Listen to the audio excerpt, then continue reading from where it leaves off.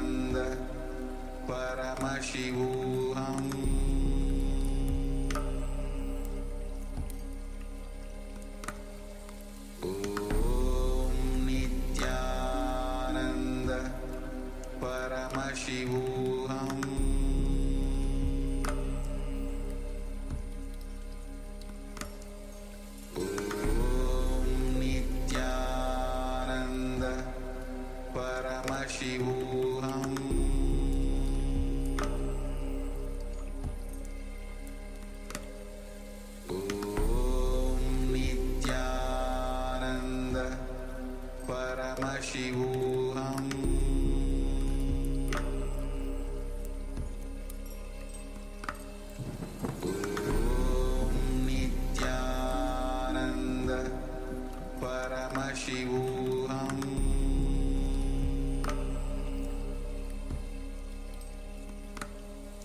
Om Nithyananda Paramashivoham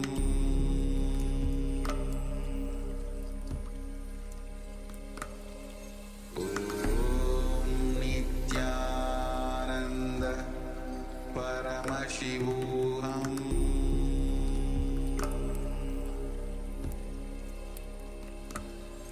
Om Nithyananda Paramashivoham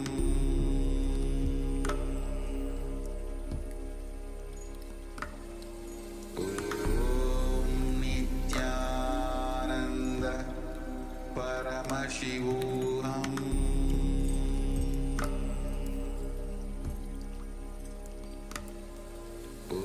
Om Nithyananda Paramashivoham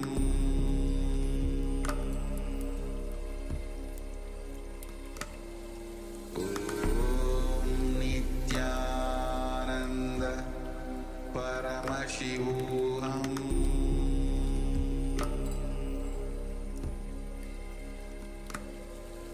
Om Nithyananda Paramashivoham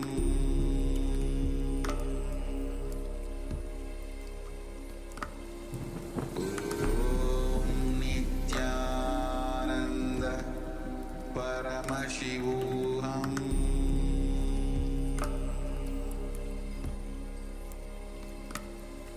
Om Nithyananda Paramashivoham Om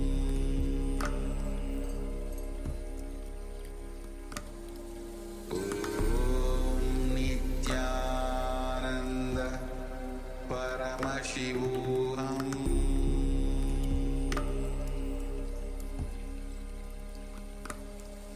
Om Nithyananda Paramashivoham Om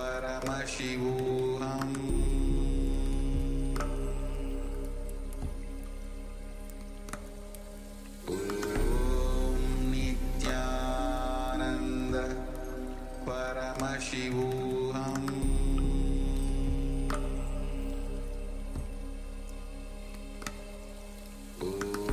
Om Nithyananda Paramashivoham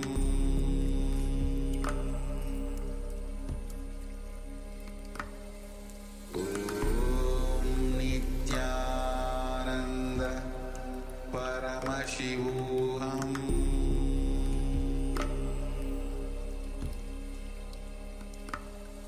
Om Nithyananda Paramashivoham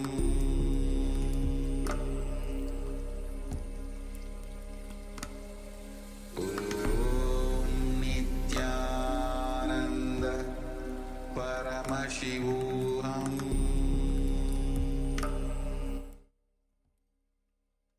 Yes. Now slowly, very slowly, you can open your eyes. And let's start sharing what Swamiji revealed to you.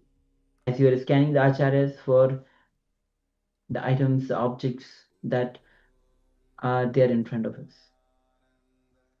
Yes, Minima would like to welcome a couple of new participants. We have Ma Mahasatya and Ma Paramasatya, Nithyanandam.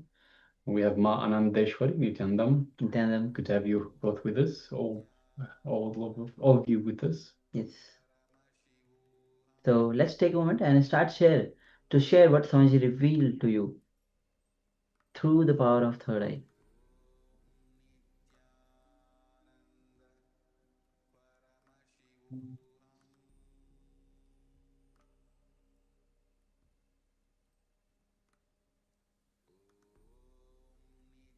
Yes, please go ahead. Also, requesting everyone to please switch on your cameras and be available in the camera frame.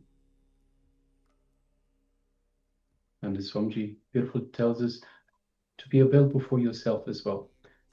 So the more effort you put into it, the more you get out of the program. So the more benefit you get. So if you put in 100%, is the only time you will get back 100%. So it's important to understand that this is not something that can be just drip fed into the veins, so to speak. You need to also be available, contributing, and open to the program as well. So you need to do. If you remember back to going back to the first day, we asked what it is that you are hoping to get out of the program. So be true to yourself. Make sure that you do give yourself the best chance to get that out of the program, and also.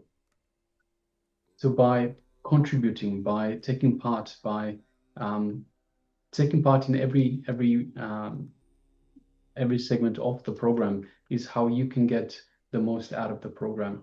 We can also tailor it to your needs. If you get involved, if you contribute, if you let us know what it is that you require, then we can tailor the program to your needs as well. So it's important that you take part, contribute, be available, and you will get as much out of the program as you can.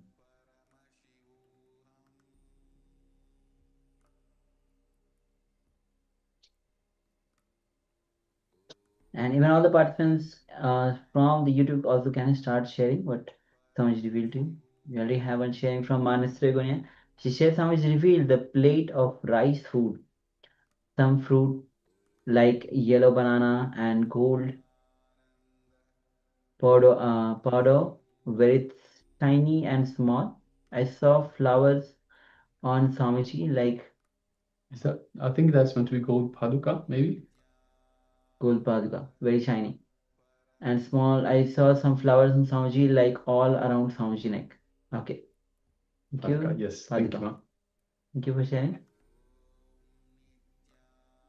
Even all the participants on YouTube can share their experiences, their revelations.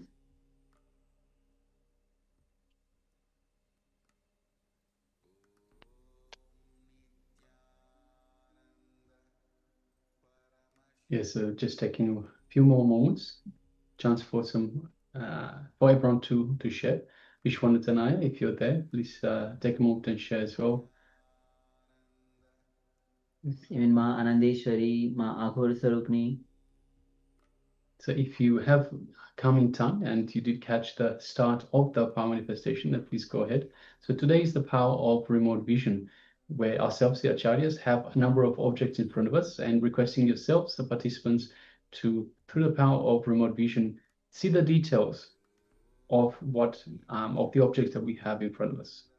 So yes. All right, so if you're still sharing, please go ahead and continue to do so. Meanwhile, let us take a moment to share the items that we have in front of us. So I shall start with, let me start with this one. So first of all, I have a Rudrakshmana. You can see Swamiji's dollar there. This is the first item. Then the next item, I have a statue and an idol of Paramashiva. So you can see the deity of Paramashiva. With the garland? With the garland, yes. So this is, and you can see the threshold as well, and the threshold comes out. The trident, yes. Yes. And I also have Ganesha, Lord Ganesha as well. You can see. So these are part of my puja kit. So Maharaj was sharing earlier, part of his puja kit. So I thought I'd share mine as well. All right, so these are the items that we had. So let's have a look. Nisragunya. Swamiji revealed the plate of rice, some fruit like yellow bananas and gold paduka. So I was actually thinking of taking the padukas as well, but I decided to keep the padukas. But yeah, we definitely have the deities Paramashiva and Lord Ganesha. Flowers, also flowers on Swamiji. So we have flowers. We do offer flowers to Swamiji as part of the puja, very much so, and all around Swamiji's neck. So we're talking about the garlands, and of course, Swamiji is the incarnation of Paramashiva, and we have the garland around Paramashiva as well. So yes. And Swamiji is the living manifestation of Paramashiva himself. So yes, and Paramashiva has the garland around his neck. Yes, so thank you very much for sharing, Mark. Congratulations for manifesting. So it was spot on actually. So thank you. Even the last round we have successfully manifested. So beautiful, beautiful. Thank you, sharing. Yes. All right. So with this, now we'll be moving on. We'll be moving on with the next revelations by Swamiji. The next revelation is going to be on a question answer on owning the body. And then Swamiji will be guiding us through the 4 states of consciousness. Yes, if you remember earlier, Swamiji, I was saying that we don't even own the body. So the body is not ours. We have a body, we use the body, but we are not the body. We don't have the body. So if you remember, in terms of the healing, Swamiji was saying that you come with a couple of lies saying that you have a body and then you have a diseased body, and I'll just tell you, make you believe another lie that you have a healed body now. But of course, the reality is you don't have a body. So Swamiji will be going into more details following on from this revelations in terms of Q&A, questions and answers on this very topic, whether you have a body and what it means to own the body versus possessing. So please come to the space of listening and let's enter into these revelations by Swamiji.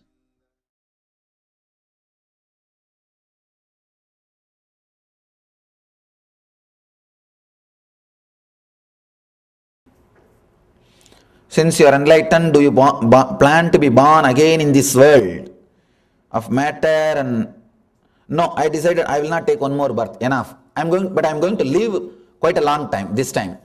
I created the body to live for a long time, but I'm not going to come back once more. Can a female become an enlightened master? Why not? There are so many women enlightened. Maitri, Gargi, and so many. From time immemorial, we have women enlightened masters, no doubt. One time you said dreams are minds, way of resolving and expressing some conflict within us. So when you come to us in our dreams, is this related? Is this our doubts expressing, or is this not related to conflict?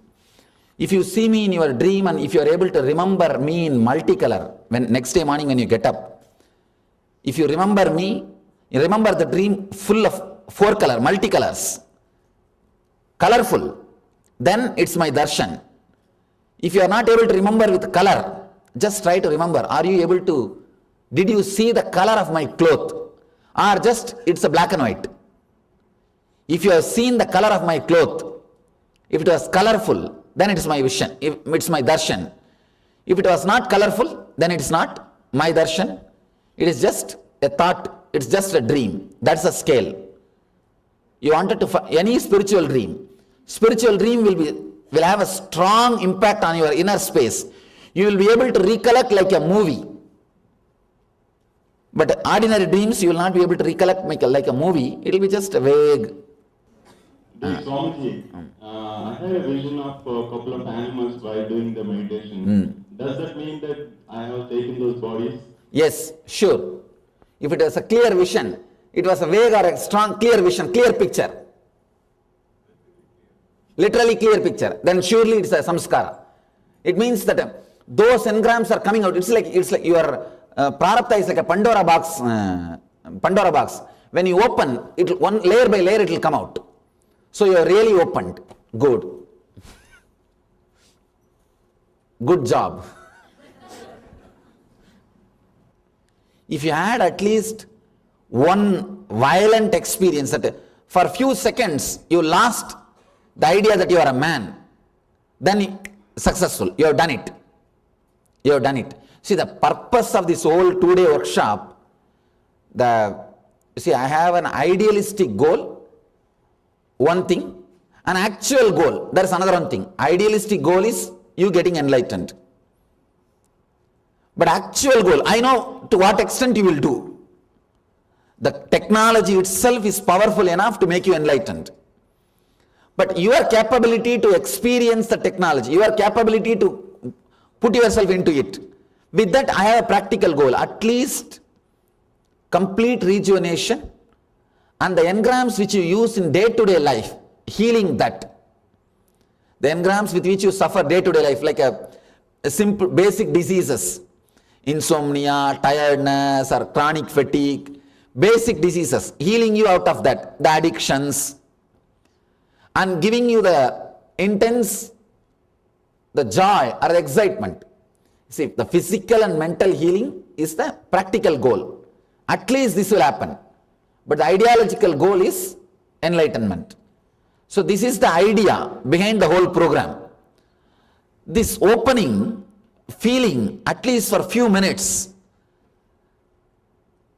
disconnected from the identity that you are a man, you allow at least the basic engrams which are constantly erupting in your life and attacking you, which comes out the moment you lose your imbalance. Usually you lose your balance little in anger or lust. During those moments, those engrams will just come out first. Those layers will be healed. Even that will do so much of benefit. That will take care of you so much. That is the purpose. So even for 2-3 minutes, you did not remember at all that you have a human body. You have done it. We have done the meditation for quite a long time, but at least 2-3 minutes, if you have done. Okay. I had also feeling like an eagle and all kinds of other things, goats and all kinds of other animals. Had a very intense experience. Beautiful. Experiencing the monkey in me. And it was the only animal that I really experienced intense aggressivity. Means that your past, when you took the jump, see, past means it need not be just your last birth will be monkey. No. Last birth can be human being, but the jump which you took, the last, you might have taken 3-4 human births also. Now it may be 4th human birth. But from the, just before the human birth, monkey would have been the body. You would have lived. Yes, and what then happened is that I got really aggressive. Like, it's so aggressive, and I started to like really like... Beautiful. And I was like, okay, I'm going to just like let it go. I'm just going to let it go. And till I felt I was the last drop out of me. And then after that, it was like finished. Beautiful. You will see now, again when you become angry or when you are possessed by lust, you will not have violence. You will not have that animal thing. You will have a grace. You will have grace. Actually, in our ashram, big problem is these fellows don't respect even if I become angry. Even if I shout at them, they go behind and talk. He looks very cute even when he shouts. No, these guys talk very clearly behind. You see, you will not be able to have that violence. That will be lost from you. Even when you become angry, you will not have that monkey violence which was sitting all these days in you. Now it will disappear. And one more thing, quickly you will be able to come back from anger. See, if the monkey is sitting inside, if you become angry, to come back, to settle down, it will take 2-3 days. Now, if that animal is not there, you will become angry, next moment, it will just disappear. You won't have that mriga sarira inside. Your body, your annamaya kosha, your body is not just your body. It was having so many prints together. Now we are working to make that body as your body, that's all. Bringing the whole thing under you, so that you will live completely inside the body. It will be a very pleasant feeling if body is owned by you.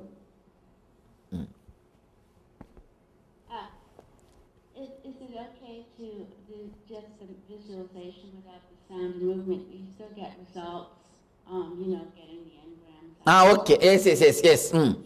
Because for some people I said not to do physically. Those guys, yes, okay. Because it's more working on the engrams only. Okay,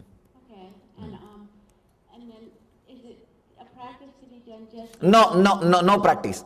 It is just a process to be done here, that's all. Just here. Okay, thank you. But we will be working on the same in a deeper level by tomorrow. The animals that he ate in the past. No. Animals which you ate will not be there. You see, the suffering... No. The suffering of the suffering recorded in that animal's body, that suffering will be there in your body. The animal samskara itself will not be there. Whenever an animal is killed, it leaves a tremendous suffering. You see, you are not eating the beef or a cow which has died naturally. You are eating after killing. So it's naturally a premature death for that animal. It is being killed. So it leaves a tremendous suffering and depression, a feeling of unfulfillment in that flesh. So when you swallow those things, naturally those same feelings will be recorded in you, but the quality of that animal will not be there. And I have seen really vegetarian people are less prone to depression. See, I am not for vegetarian because no vegetarian company is sponsoring me. I am not sponsored by any vegetarian food producers or companies. From my experience, I tell you, I have done enough of research in the human consciousness, worked with more than 1 million disciples. So, I can tell you, surely the vegetarian food helps you, even if you are not a spiritual seeker, even if you are not a person who is interested in spirituality. Even to live a normal life, vegetarian food does a big help. Swami, I just wanted to know, when we were doing that exercise, it was powerful. What is your part in that exercise? My part, to open up. See, there are many strong, hard nuts, to crack them. That's the first thing. Second thing, those karmas which is released, it has to disappear. Understand? And moreover, those vacuum spaces which you are creating by releasing will be filled by my presence. Understand? It's a very esoteric process. Usually when I explain this esoteric process, it seems like I claim too many things. So better let me not claim, let the experience happen. Even the thing which I claimed today morning that I am enlightened, I think few people are hurt. I saw 1 or 2 questions. Why did you say, you could have allowed us to say? You can't understand. Very clearly Krishna says in the Gita, unless I tell about me, you can't know. You will not know. Whatever you know about me is less. If you attend 2-3 programs, you will understand every program, your understanding about me is developing, expanding. The first level program, second level program, you just try to attend 2-3 programs, you will understand, your understanding about me expands. Krishna says very clearly, unless I tell about me, you can't know, you will not know. So there is no other way, I have to tell sometime, even if it hurts, it's okay. It's a very esoteric process. See, now before the meditation, you had the animal parts inside you, those engrams and vasanas. Now that will come out, and the possibility of having an enlightened body will be recorded. So that the moment you decide for the next body, when you have the choice to design the next body, you will design to be an enlightened master. You will ask for the best model. All the model which you saw, get the best model. Hey, this is right. Okay, let's go ahead. Yes. Yes. Speaking on the food, how about plants? We kill plants to eat. I don't say. I saw those consciously. I tried to scan, and plants does not have so much of consciousness to suffer, to have experience pain. But these guys experience pain. These animals. That's the thing. Same with eggs too. Eggs also there is a life. The possibility of life is there. With milk there is no possibility. People ask me, Swamiji, when milk comes from cow, egg comes from hen, why milk is vegetarian and egg is not vegetarian? If you sit on egg, if you sit on milk, you won't get cough. But if you sit on egg, you will get chicken. And somebody may ask, no, poultry egg. Poultry egg may not have the male part, but the feminine part of life is there. You understand? The possibility, the female part is there. So, the moment the possibility for life is there, it becomes non-veg. Swamiji, I tried really hard to get angry in my meditation, but I found that I couldn't, and I don't know if I was doing something wrong, or I don't know if I think you are not doing anything wrong. You are not able to open up, means that you are not able to get rid of this strong identity. All right, at least next layers, decide that you are going to break. Even if it is like acting in the initial level, it's okay. For a few minutes act, then you will see suddenly things open up.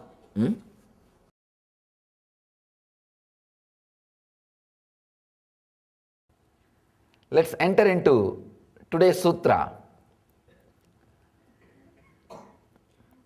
89th sutra. Here Mahadeva is addressing Devi. Shiva is addressing Devi. Beloved, at this moment, let mind, knowing, breath, form be included.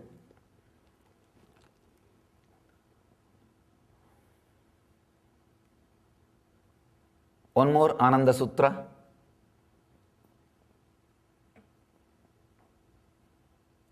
Understand? One more very strong initiation, very strong click.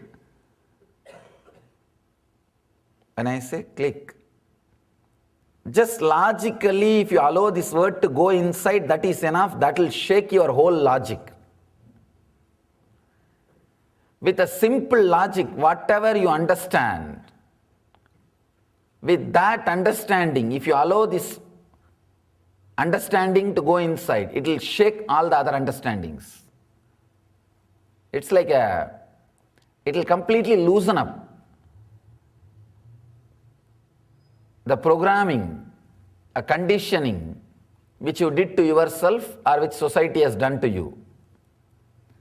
Beloved, at this moment, let mind, knowing, breath, form be included.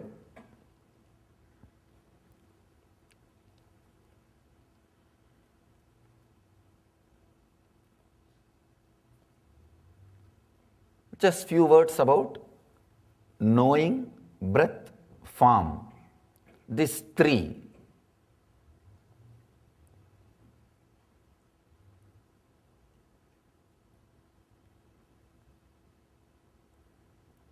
You have three levels of body. Of course, all the great masters of Vedic tradition emphasized on understanding of this Dehatraya, three bodies which you carry. The physical body which you are carrying now and experiencing this physical world. Second, the dream body which you carry in the dream state and through which you experience the dream world. Third, Sushupti, the deep sleep state. In that, the body and the world both are one and the same. Here, in the waking state, the body and the world, distance is more. Not only you see the world, you can suspect, you can doubt, you can analyze. But in the dream state, you will have a body and you will have a world. But the gap is too less. You cannot suspect the dream world. The moment you suspect or doubt, you will come out of the dream. Understand? In the waking state, you can suspect, logically analyze, doubt. Still, you will continue to see this world. In the dream state, the moment you doubt, what you are seeing is a dream or waking, you will wake up. How can this be logical? The moment you bring that question, you will wake up. Because the distance between the dream body and the dream world is less. It is not so much like this world. In this world, the distance between your waking body and waking world is more. The dream state, it is very less. For example, in the dream state, you will see suddenly a horse coming towards you. By the time it comes near you, you will see the horse has turned into your friend. By the time it comes almost to touch you, you will see it has become a tree. And logically you cannot doubt, how can a horse become a friend and the tree? You cannot doubt. If you have the intelligence to doubt, you will wake up from the dream. The dream state will not continue. In this world, if anything happens this way, you can doubt, you can logically analyze, but still the world will continue to exist because the gap between the seer and the seen is more. In the second dream state, the gap between seer and seen is less. A logic or doubt cannot be used to analyze the gap between the seer and the seen. In the third, deeper level, there is no difference. That is why in the Sukshma, the Karana Sarira, the causal body, the body which you experience in the deep sleep, the body and the world, both are one and the same. There is no difference. Only a person who exhausted all these three shariras, or who is able to unclutch from all these three shariras, can become enlightened, can achieve enlightenment. Here, by using these three words, knowing, breath, form, Mahadeva is mentioning the essence of these three sharira. These three shariras' essence, actually the form is the essence of the physical sharira. Breath is the essence of your dream body. By handling your breath, by balancing your breath, you can straight away alter, censor, postpone, edit your dreams. Because the whole dream body is nothing but the play of prana on the unconscious energy. It's like how breeze creates waves on the water. The flow of prana in your system creates dreams on your unconscious mind. The person who is able to handle all these three, form is physical world, breath is the source of the dream world, knowing, but there is no knower. That is the essence of deep sleep state. Understand? In the deep sleep there is knowing, but there is no knower. That is why nothing is known. Only with a knower, even if knowing is happening, there will be something known. Because there is no knower, even if the knowing is happening, there is nothing known.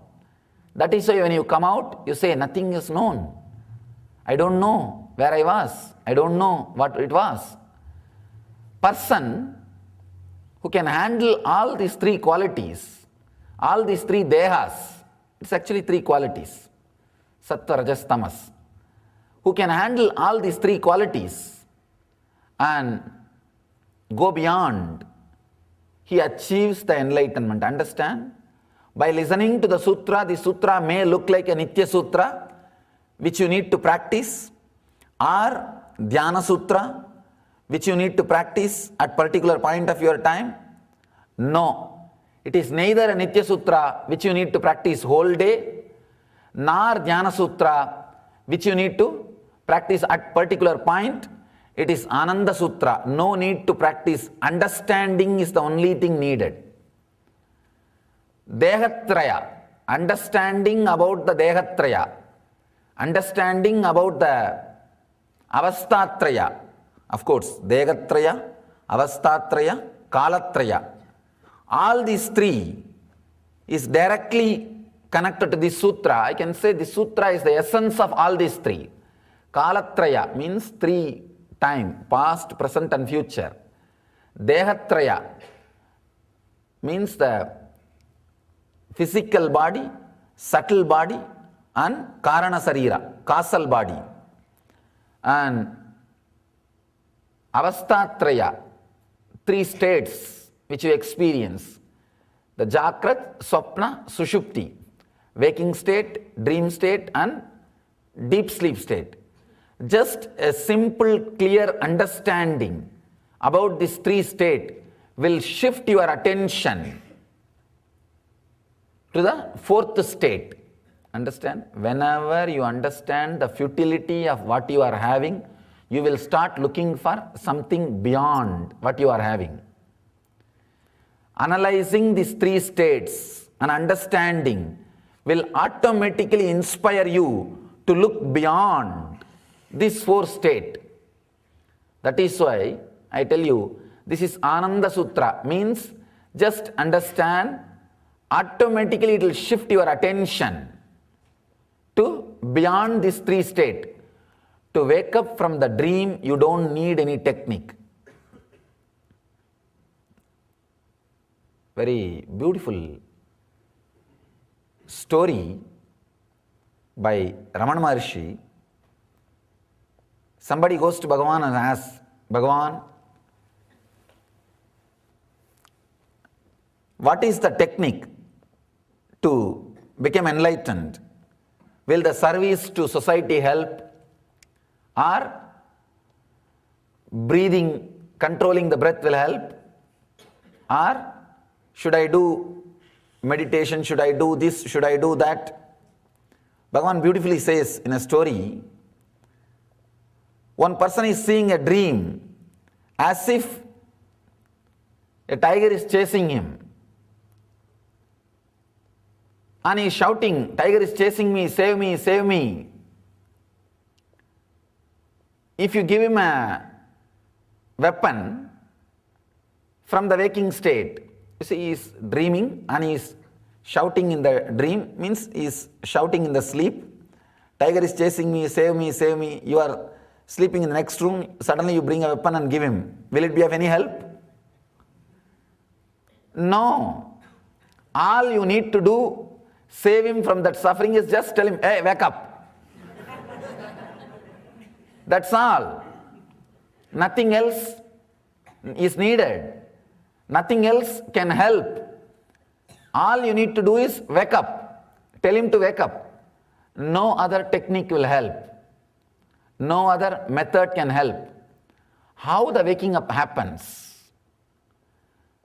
The attention, instead of being on the scene, when it turns towards the seer, he wakes up. This understanding about the avastatraya, these 3 states of consciousness, I can say 3 states of mind. We can't use the word consciousness because consciousness has no states. It's beyond. Only in the Western psychology they use the word unconscious, subconscious and conscious and superconscious. Conscious is always super. It's beyond super. It cannot be. Maybe you can use the word for mind. If you understand the 3 states of the mind, Trivikalpa, your whole attention will turn towards the seer and the awakening will happen automatically. Understand? Only a person who has crossed all these three before leaving the body is enlightened. There are very few rare souls who leave the body after exhausting all these 3, but even after that they descend. They assume a body. They are called incarnations, avatara. Understand?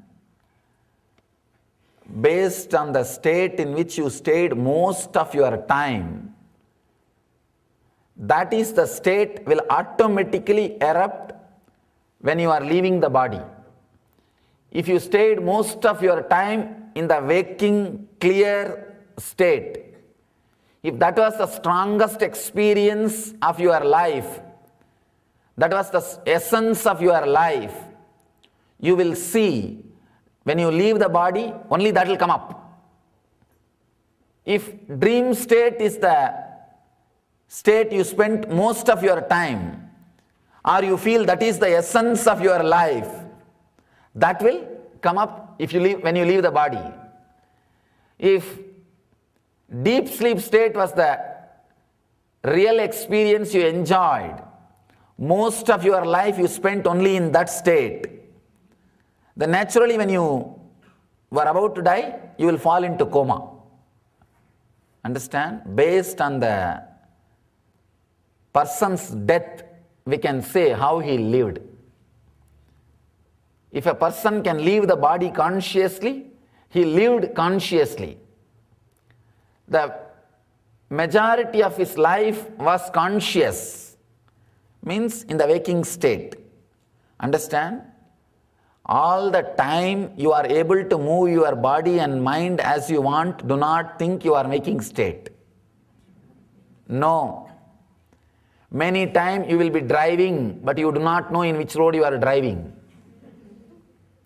Only when you reach your office and park the car, suddenly you remember last 30 minutes you drove. At least 200 decisions you would have made to drive, right, left, stopping in the red signal. 200 decisions you have made without being aware you are driving, you are doing something. So all the moments in which you are able to move your hands or leg as you want does not mean you are in waking state.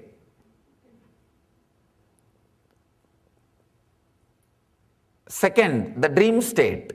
If you lived most of your time in the dream state, means daydreaming and night dreaming. If your body is moving as you want, but your mind is also moving as it wants, the accounts will go only to dream state. That hours cannot be considered as a waking state.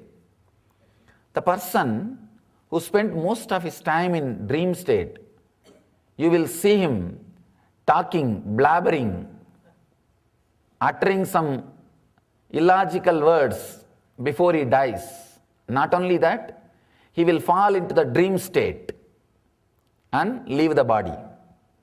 And the person who lived most of his time in the deep sleep state, potato couch we call, who did not do anything else except eating and seeing the TV. And this kind of people, they naturally land in coma before they leave the body, and leave the body unconsciously. Only a person who lived, understood and left all these three bodies relaxes into enlightenment. Very rarely person who has become enlightened again lands in the body out of deep compassion and love. That is what we call avatar incarnations. Person who died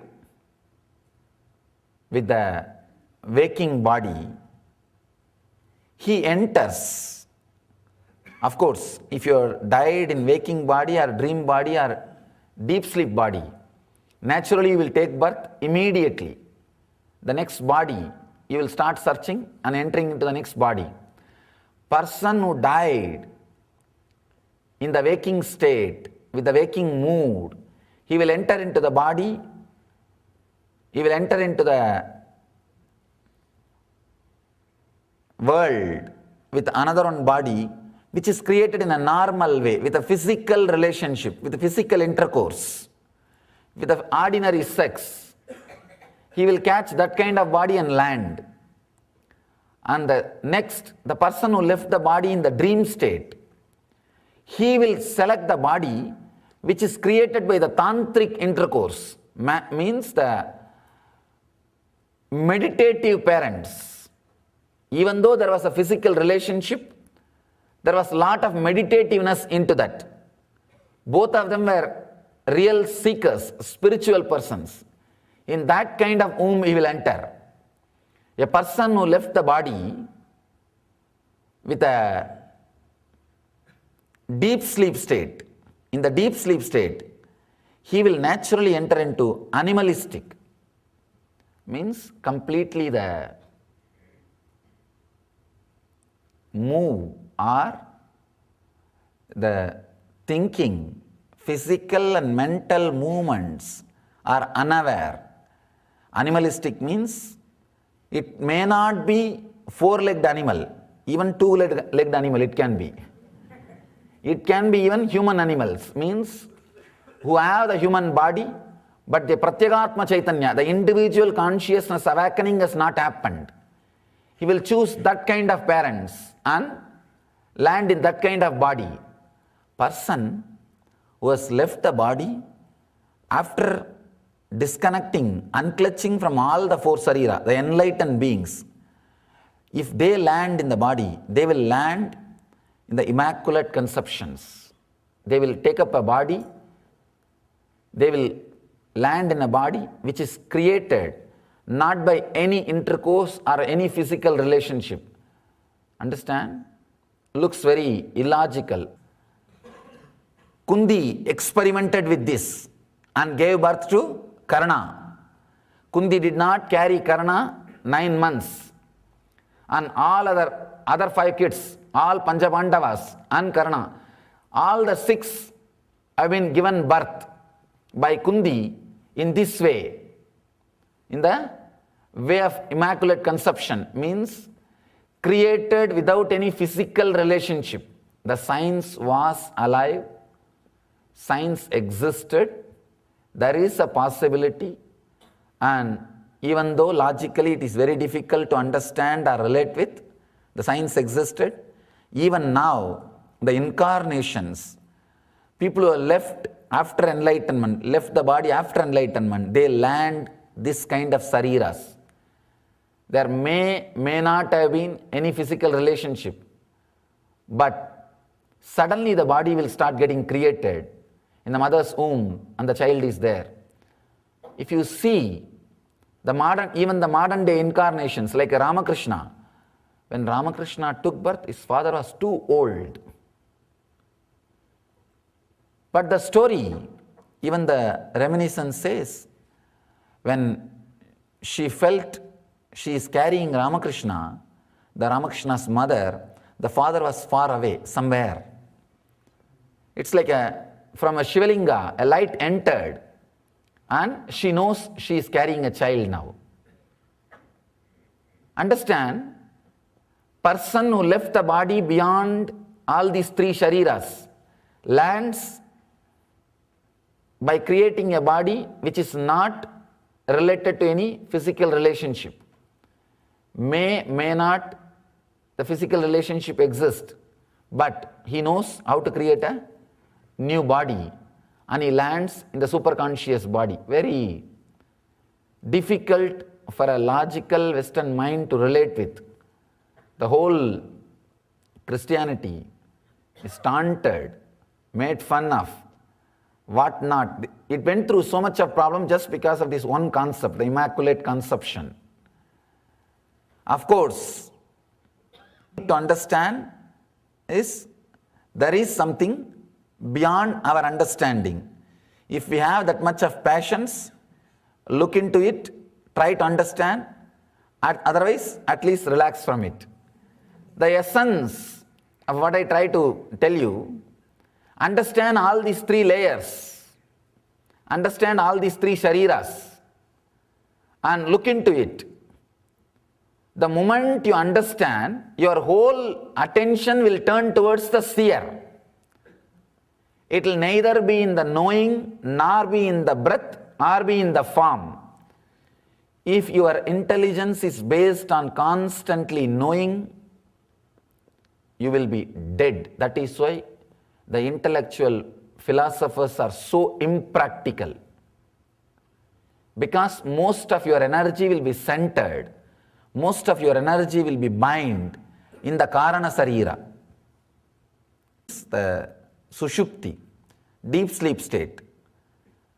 That is why the more you become intellectual, a greater philosopher you become, the connection with the reality is disconnected. You become so impractical. A small story. Few philosophers have been arrested and put in jail. And all of them somehow, because no other way, started agreeing on one point that all of them should escape. For that agreement, I don't know how many months discussion went on. And they planned, developed some plan, understanding. They even went up to the level of making a duplicate key. Made a duplicate key also. This much work being done by group of philosophers is unimaginable. Miracle by itself. I always tell people, 1 head, 1,000 hand, work will be done. Philosopher means 10 head, no hand. If there are 1 or 2 hands, they will be beating each other. They will be fighting with each other and beating each other. And no hand will be left to do any work. Anyhow, these guys went up to the level of making a key. Everything was set, plan. According to the plan, tonight they will open the door and give a signal. All others will come to the door and run away. 2 people, they went. Not only they did not give any signal, they did not come back also. These guys are waiting. After 2 hours, they slowly came back, tired, sweating. All these guys asked, what happened? These 2 philosophers who went to open the door and they are supposed to give signal for other guys to escape. They came back and said, no, I think we need to drop the plan. Today we cannot escape. These guys asked, why? The fools forgot to lock. Understand? Philosopher cannot be spontaneous. Everything has to be according to the plan. And even if 1 line in the plan is missing, over. Nothing can be done. Too much away from practical realm, practical reality. They can never be practical. That is why traditionally the Lakshmi will never be near Saraswati. The wealth will never get accumulated with the philosophers because they will become too impractical. For wealth, you need to be completely practical, like a Krishna. But the philosophers more and more become like a Brahma. Too much away from the reality. That is why not many temples. He's sitting in somewhere and something is doing. Finally ends up creating this messy world. Anyhow, too much of head moves you away from the practical reality, moves you away from the exact truth. That is why knowing, if you are centered continuously on knowing, most of your energy will be blocked in the deep sleep, Sushupti Sarira. The second, understand? Always logical people think they are very intelligent. They think, that's all. Not. Logic means what? Analyzing, segregating. And when you can't segregate, when you can't dissect, when you can't analyze anymore, that part you call yourself as a specialist in that part. In India, if you even get some specialist for one organ, for eye or a dentist or any lungs, that itself is a big thing. Here I saw even in the one part, there are specialists even for inside. For eyes, right eye, left eye. And inside the right eye, there is so many specialists. Analyzing, analyzing, analyzing. And finally, when you can't analyze anymore, call yourself as a specialty of that part. Specialist in that part. That's the logic. Understand, in the Vedic tradition, logic is not dissecting or analyzing, it is integrating and evolving. Integrating and evolving. The whole language is different. If you are knowing based, most of your energy will be inside the sushupti. Because for knowing, you need only logic, no need for visualization. With visualization, you will have intelligence, not intellect. Here Mahadeva says only about intellect. Intelligence will be awakened when you go beyond all these three bodies, not with any one of this body. Knowing, intellect, logic means the deep sleep state, sushupti, away from practicality. Second, breath. Understand one important thing about breath. When you are aware, it leads you to the more and more awareness and becomes the key to open solutions from the problems. Understand? Many people come and ask me, Swamiji, what is the solution for this problem, that problem? Today somebody has put a question, a long assuming supposed question. Assume a person performs a murder due to being not aware like an animal. Let's assume after a 5-year trial, the judge awards him a death sentence. Again, assuming he transformed himself during those 5-year trial period and become completely conscious, similar to a god, he is awarding a death sentence, a good thing at the present moment for the past act. Would that person have another birth? Now you have to assume your answer, that's all.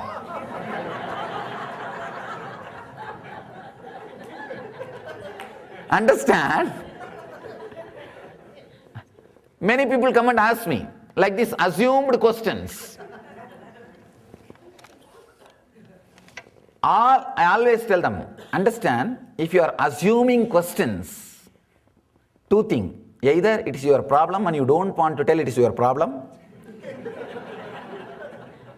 You don't want to reveal. Or, one more thing, you are just trying to create some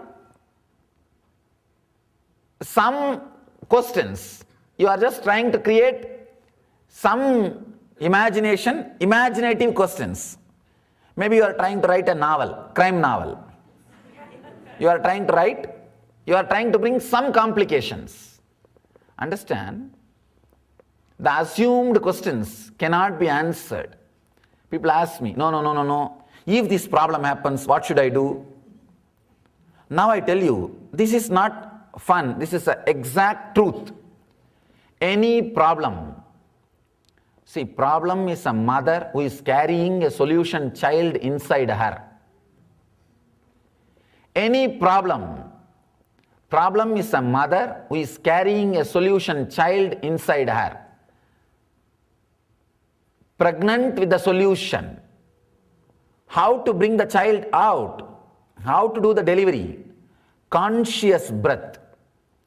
When you are aware of your breath, when you handle the problem, when the problem comes in front of you, just be aware of your breath. The aware breath, breath awareness can open spontaneously the solution. Breath awareness is the way to deliver the solution baby from the problem mother. All problems carry solutions inside, and an important thing, your awareness can open the spontaneity. Spontaneity is a quality awakened by awareness, breath awareness. Here, if you are centered on breath but not aware, understand? If you are centered on breath with awareness, you will fall into Turiya, the fourth state. But if you are just centered on breath but not aware, you will see your thoughts will be just like a breeze, sometimes cyclonic, sometimes slow, sometimes different kinds of wind, but not under anybody's control. Not under anybody's control. Breath plus awareness is a controlled condition. Breath without awareness is a wild changes happening. You do not know when you will have tsunami. You do not know when you will have Katrina. You do not know when you will have breeze. Nothing is under your control. It just moves. It just moves, and neither you know nor you can be aware. That is what is happening in your dream state. You do not know when you will have good dream, when you will have bad dream. If at all you can control, I know what kind of dreams you will be having constantly.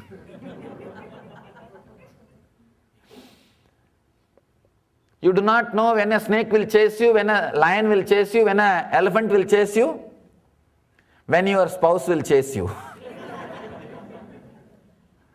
You do not know. Means the breath without awareness. Mahadeva says very beautifully, he gave a beautiful technique to penetrate your dream. The early few sutras, person who maintains the breath awareness in the waking state will enter into the dream state with the same awareness and will be able to handle the dream. Understand?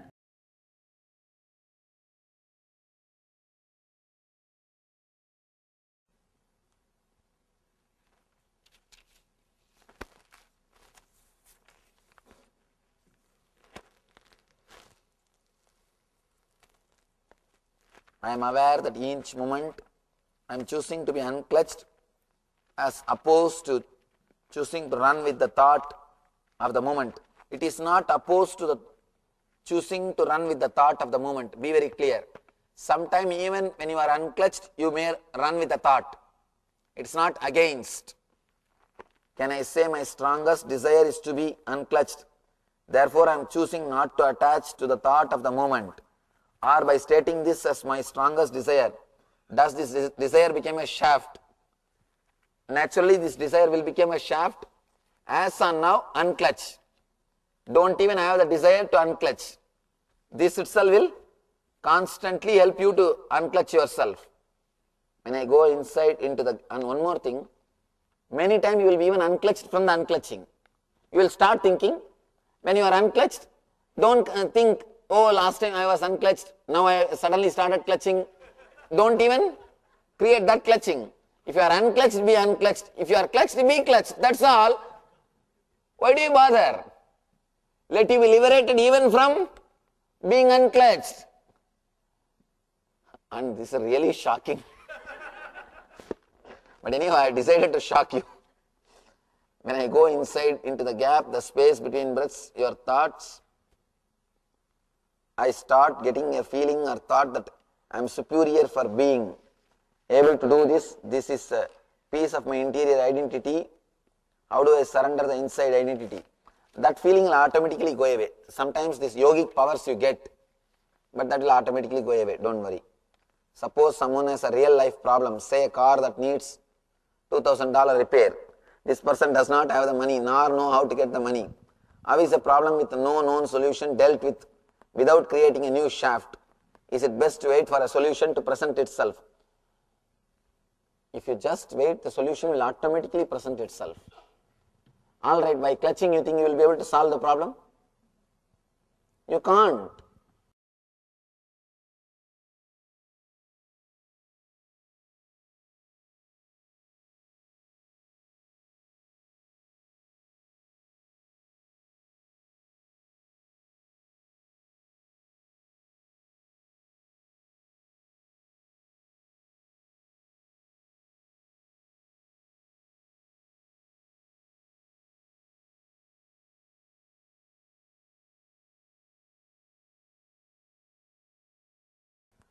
Are these same more energy in me since yesterday? Total surrender. I feel more capable of handling will all this daily life without creating shafts. How do tell us how to deal with longing, negative thoughts, and craving felt for the divine clutched? Is that longing creating a shaft? Is yes? If yes, how to deal with this shaft? Understand it's one more shaft, it will disappear. That's all. Nothing else needs to be done. Now,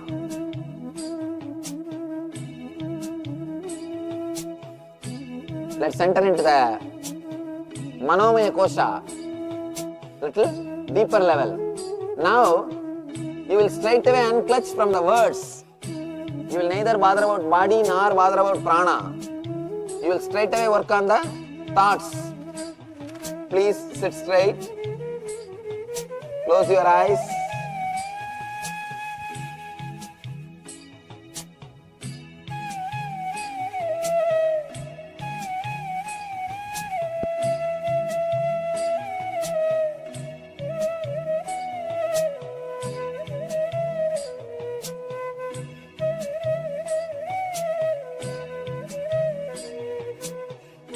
Just be unclutched.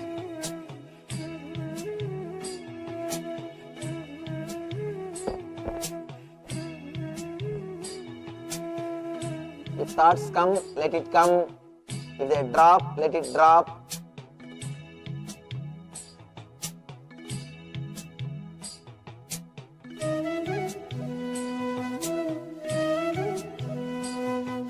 Don't even bother about unclutching.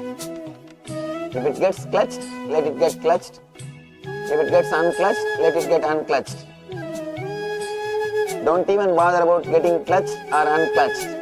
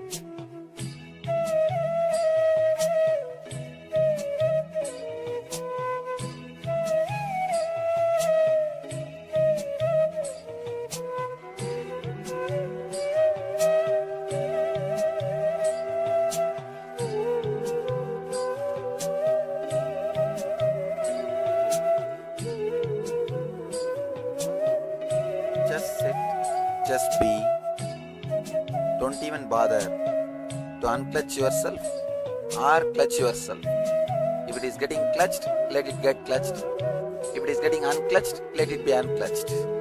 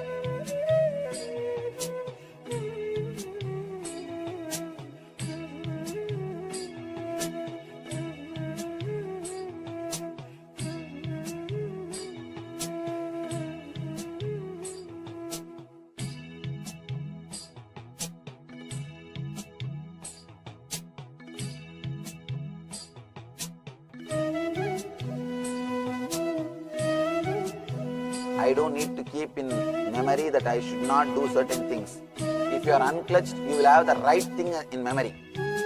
Files will be completely stored. If you are clutched, only your pains will be stored. Your joys will not be stored. Only your negative things will be stored. Positive things will not be stored.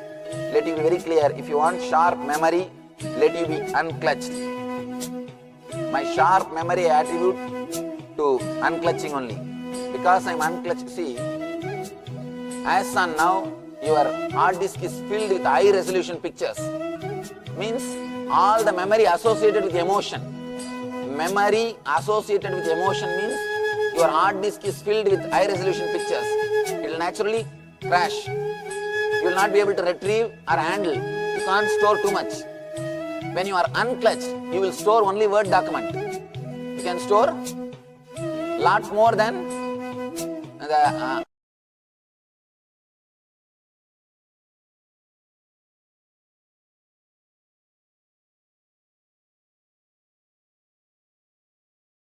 As the earth turns inward during the divine Chaturmasya, while prayers rise like incense through the heavens, and when even gods observe celestial silence, a divine anticipation stirs in the heart of creation, as the universe prepares to explode with ecstatic joy, for the impossible is about to become possible.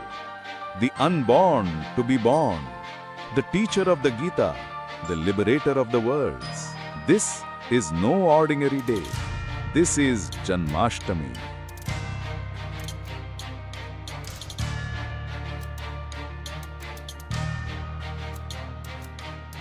Love, sacrifice, ferociousness, knowledge, power, all these are separate words in lower middle class level.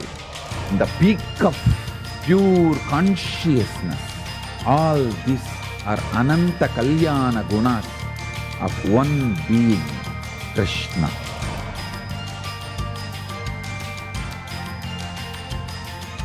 If you want to know the meaning of what is life, what is goal, what is good, what is bad, Gita is the dictionary. If you want to read Gita, Krishna is the dictionary. Krishna, the most powerful, the greatest embodiment of the cosmos, the ultimate eternal divine, who constantly makes himself available to humanity. His very existence is a cosmic dance of bliss, a never-ending romance with existence itself. It is with open arms and overflowing hearts that we invite you to be part of this cosmic celebration with the SPH and KAILASA.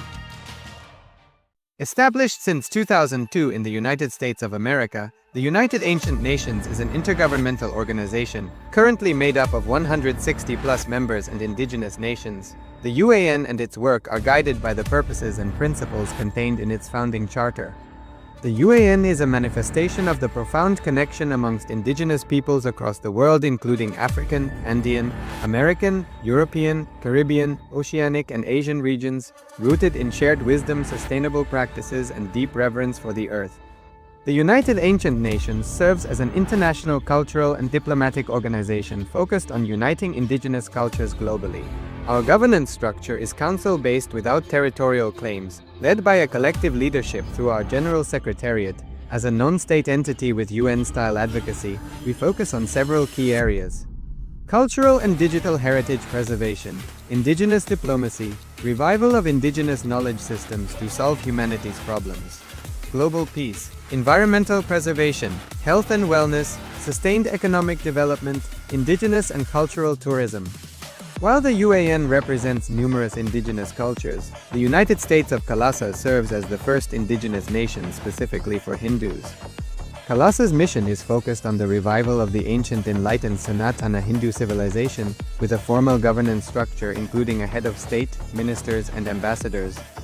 Under the leadership of SPH, Supreme Pontiff of Hinduism, Bhagavan Nithyananda Paramashivoham, KAILASA has achieved recognition as a sovereign subject of international law, possessing distinctive attributes of juridical statehood. The United States of KAILASA is the main sponsor of the proposed UAN headquarters. This initiative would bring forth an estimated $100 million in revenue for the host country through summits, conferences, tourism, and development projects. The proposed UAN headquarters would represent the world's indigenous nations and peoples through its architectural design. It would blend the best of all worlds, featuring top modern architecture, the highest green building standards, and ancient Vastu architectural principles. This headquarters would serve as a central hub for indigenous diplomacy, cultural preservation, and collaborative efforts towards sustainable development and global peace. Through this initiative, we aim to create a dignified platform for indigenous leadership rooted in ancestral wisdom, cultural legitimacy, and collaborative innovation, enhancing global dialogue and regional stability. The establishment of the UAN. Nithyananda, all of you. So, after this revelations, especially on the 4 states of consciousness, Manomaya Kosha, meditation will be entering into the Vijnanamaya Kosha, going beyond the visualization. Swamiji will be guiding us through the meditation, and there will be question answers on the Koshas and the thoughts per second, TPS. So if you have any questions regarding this, make sure that all the questions are getting answered. If you have still any questions, you can always use the chat box and ask these questions. So let's get ready to enter into the revelations by Swamiji on the visualization. Meditation, Swamiji will be guiding us through the meditation. So let's come to the space of listening and let's enter into this step.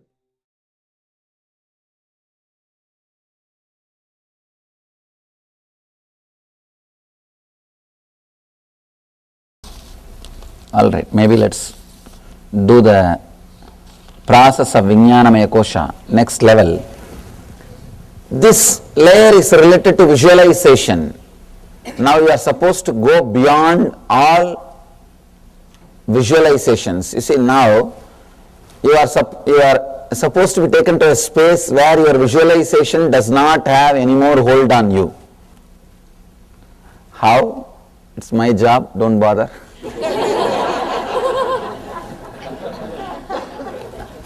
Just try to come with me, that's all.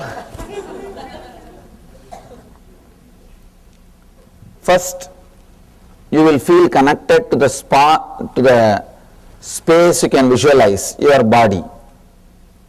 Then this space, this room you can visualize.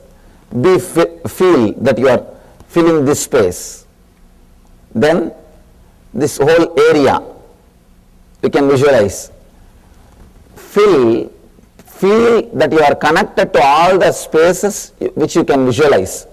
Step by step, I can expand.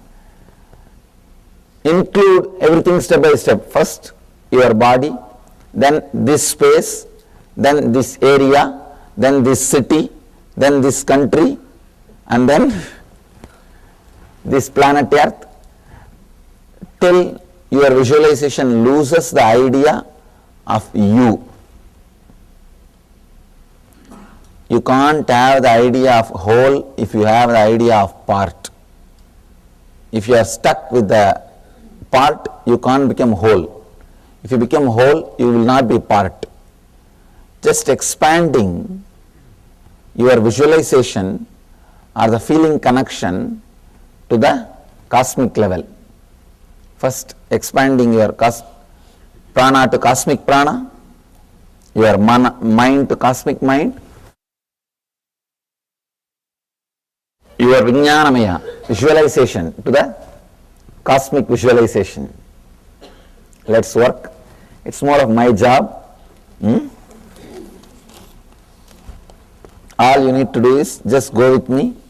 No sleep. Please tie the ribbon. Sit. Let's start the process.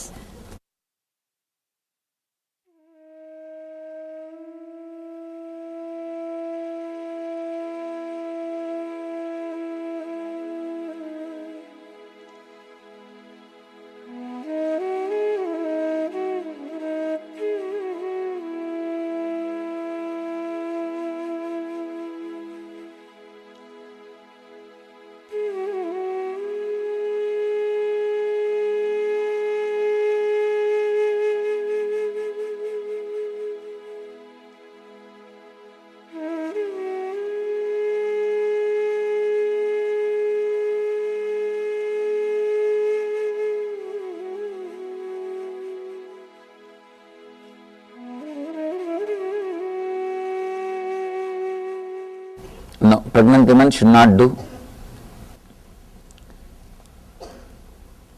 Inhale and exhale as slowly as possible.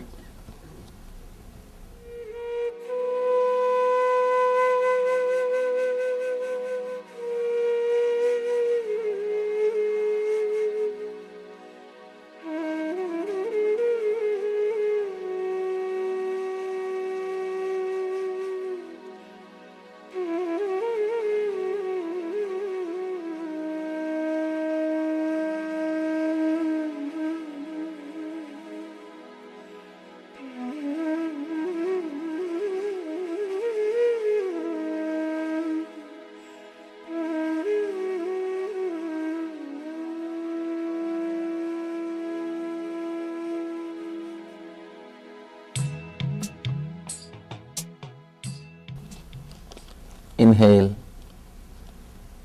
and exhale. Feel that your body is filled with prana.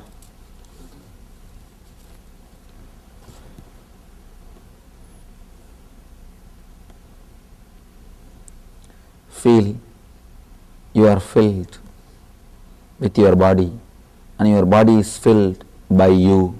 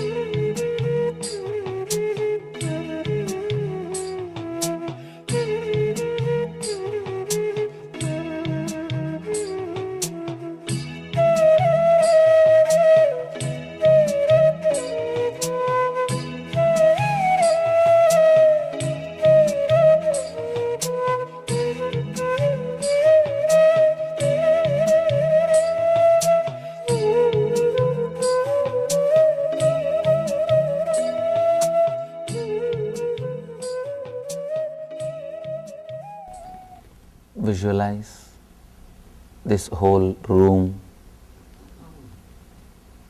Feel you are filling this whole room. All others are sitting inside you, including me.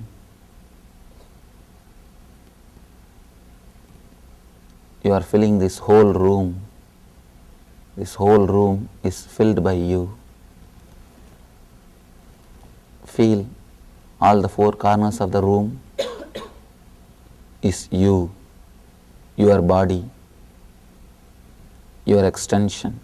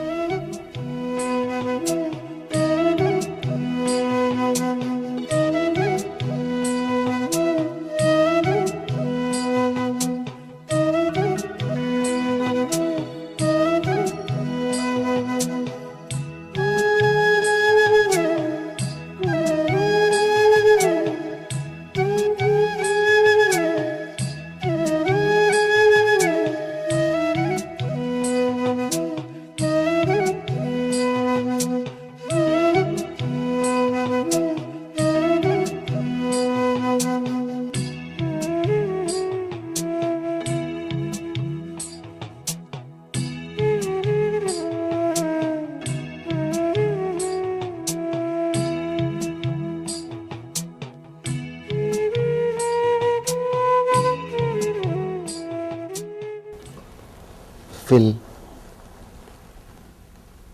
this whole room, be filled.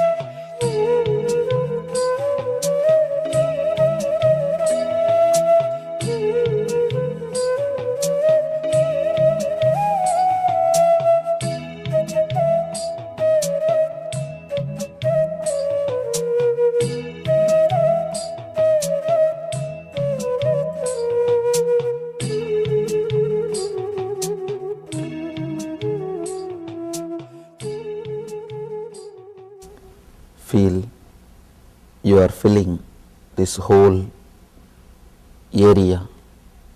This whole area is filled by you.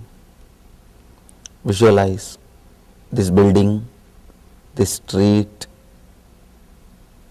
this whole area is inside you.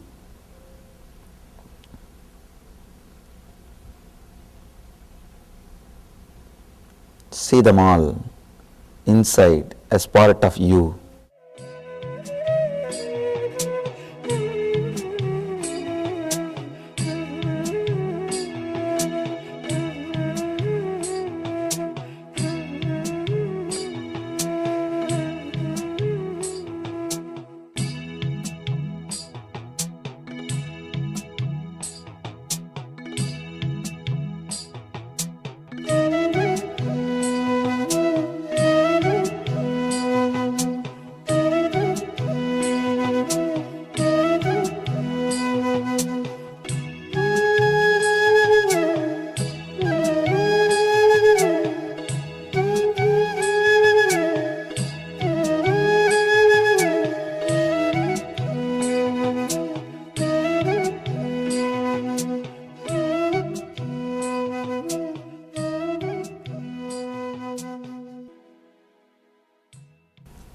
Slowly fill yourself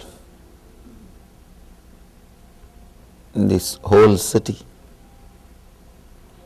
Let this whole city be filled by you.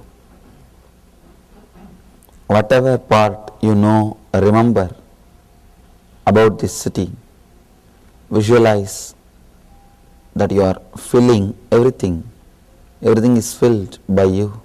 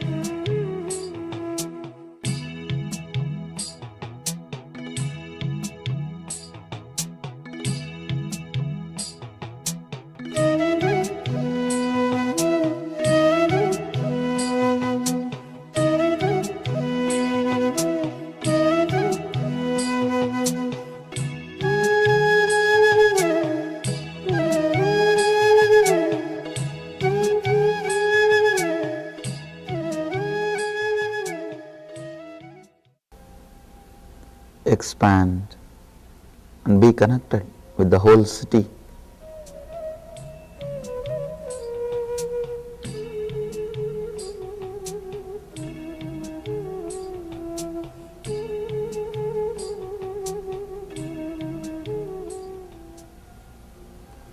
Feel you are filling the whole city.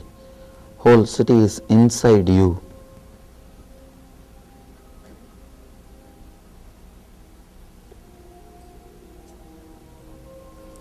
Remember all the parts of the city you know and feel that you are filling it.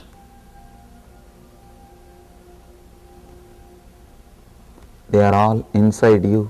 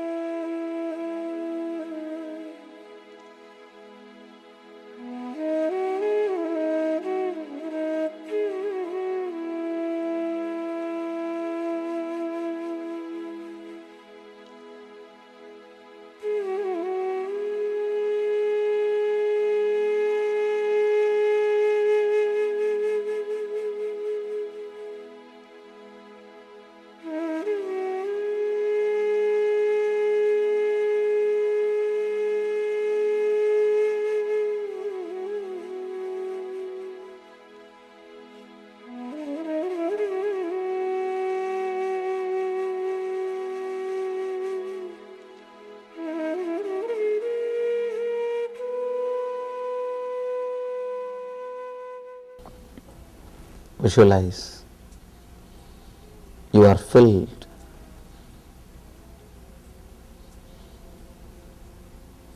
This whole country is filled by you.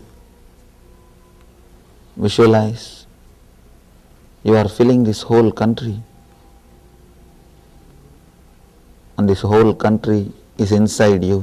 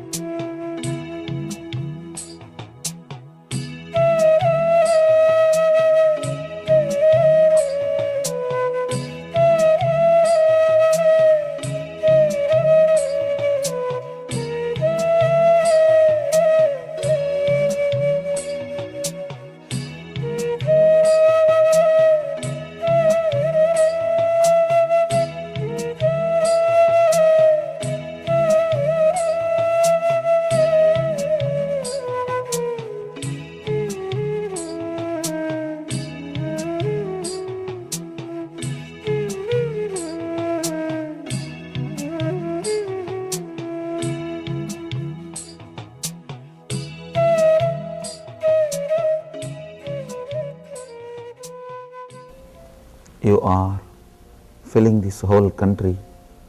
This whole country is filled by you.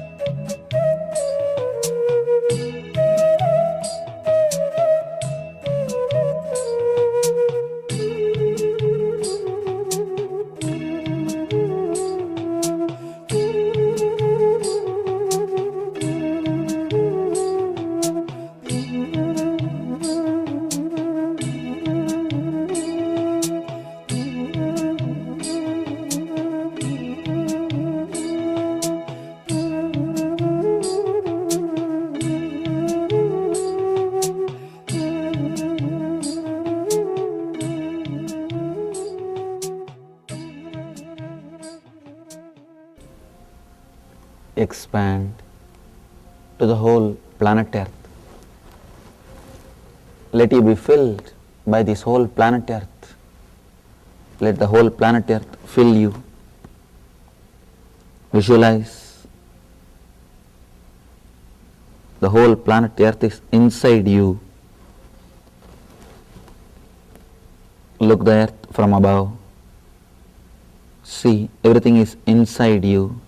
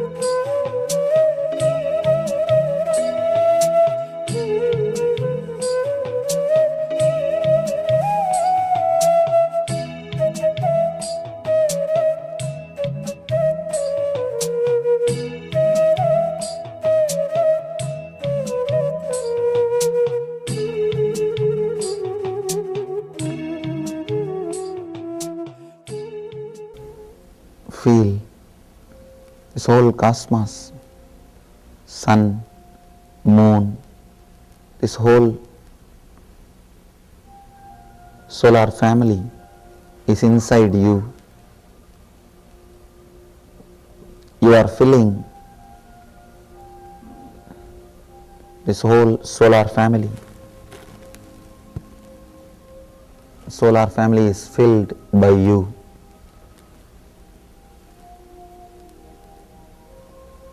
Feel connected, feel filled. Let the sun, moon and the earth, all the planets be inside you.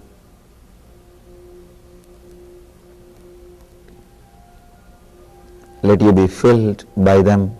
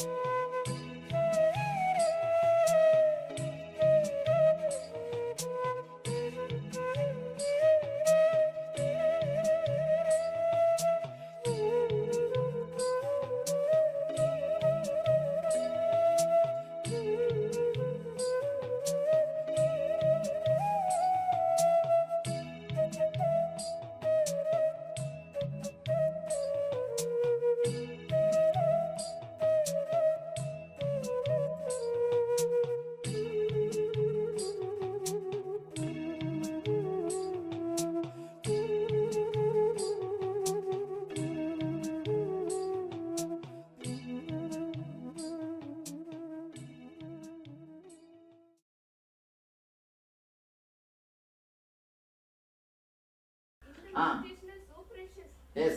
That's all low TPS. Low TPS does everything. And the healing in the sheaths, I mean in the meditation is always a wonderful. That's what low TPS. Low TPS works? Miracles. Low TPS means lots.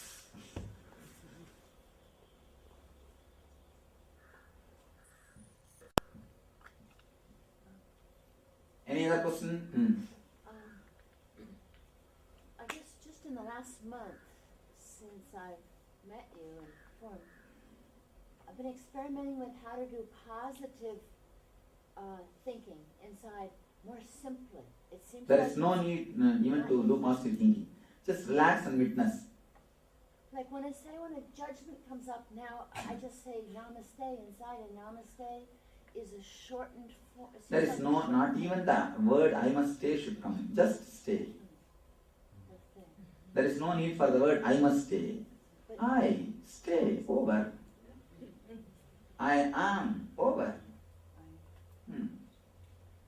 So Just be ease with what is. It's as if I'm still fighting with Yes. old TPS. Yes. Creating more TPS. Yes. More TPS. Right.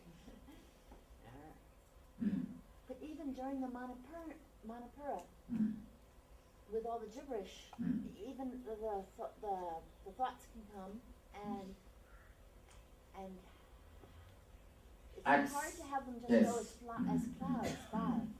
Is there any tips about Oh, just do the Manipura wildly. The TPS will go so up, simply it will fall down. And what about those thoughts, those Just witness negative them. thoughts? In the end, witness them. Don't even brush them. Witness them. Adil, make a ball and draw this time shaft on it and put a needle and mark that TPSs and just make a groove so that it can be moved to past and future. Let it become a clear explaining the model. See? You understand what I say? Ball. Just paint the time shaft and put the needle, and needle must be able to move this side to that side. And on the needle just mark 80 TPS, 90 TPS, 100 TPS, Annamaya, Pranamaya, Manomaya. Then we can simply describe what's happening. Start creating this type of models. In a high-tech way, we'll start presenting.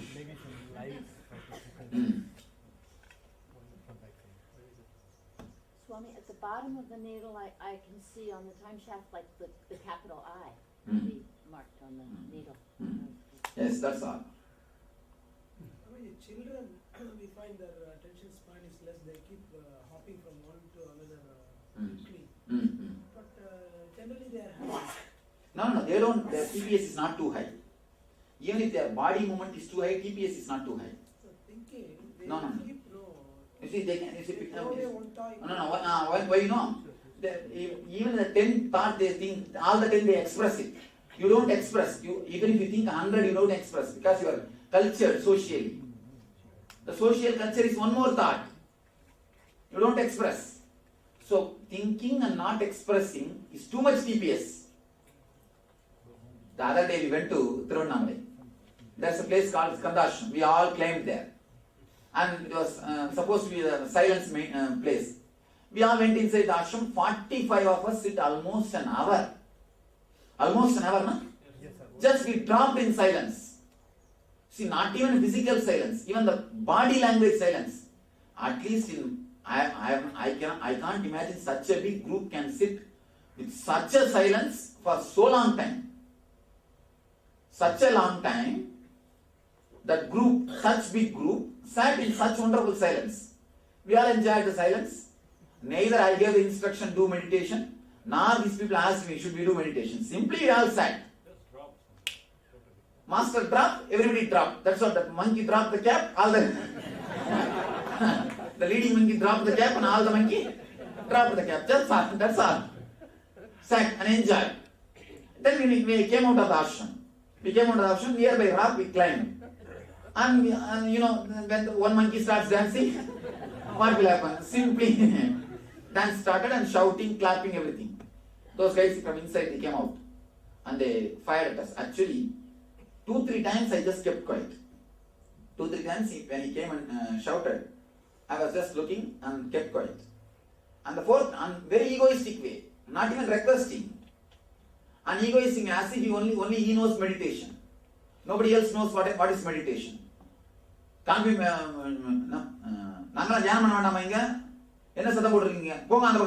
something like that he shouted. Should we not meditate? Go that side. Something, that's the way he started. Then I simply, till the time we were keeping quiet, then I thought, now it is time for this guy to have the puja. Immediately I started. See, first thing, inside your space we respected. Now it is outside. And it's a tourism spot. Now it is your time to learn how to meditate with this sound. How to meditate with this sound. And call him. I told some of our people, call him, I will teach him technique how to meditate with sounds. And he thinks we do not know anything about meditation. And that is the way he behaved. He behaved as if he is behaving with them. Usually people come there now, the farmers and usually the village people. See, actually these idiots, these so-called idiots, they are trained, they are habituated to rule them. Their ego is so much. Actually, that is what. They actually physically sit, but the TPS is too much. TPS is too much. And they can't sit. Because they can't sit, they go around and tell everyone to be silent. Let me tell you a small story. The same story I told there. One day, morning, 7 o'clock, a Zen monk was sitting on the bank of a river and meditating. Trying to meditate. Morning 7 o'clock, a young girl came with anklets to fetch water.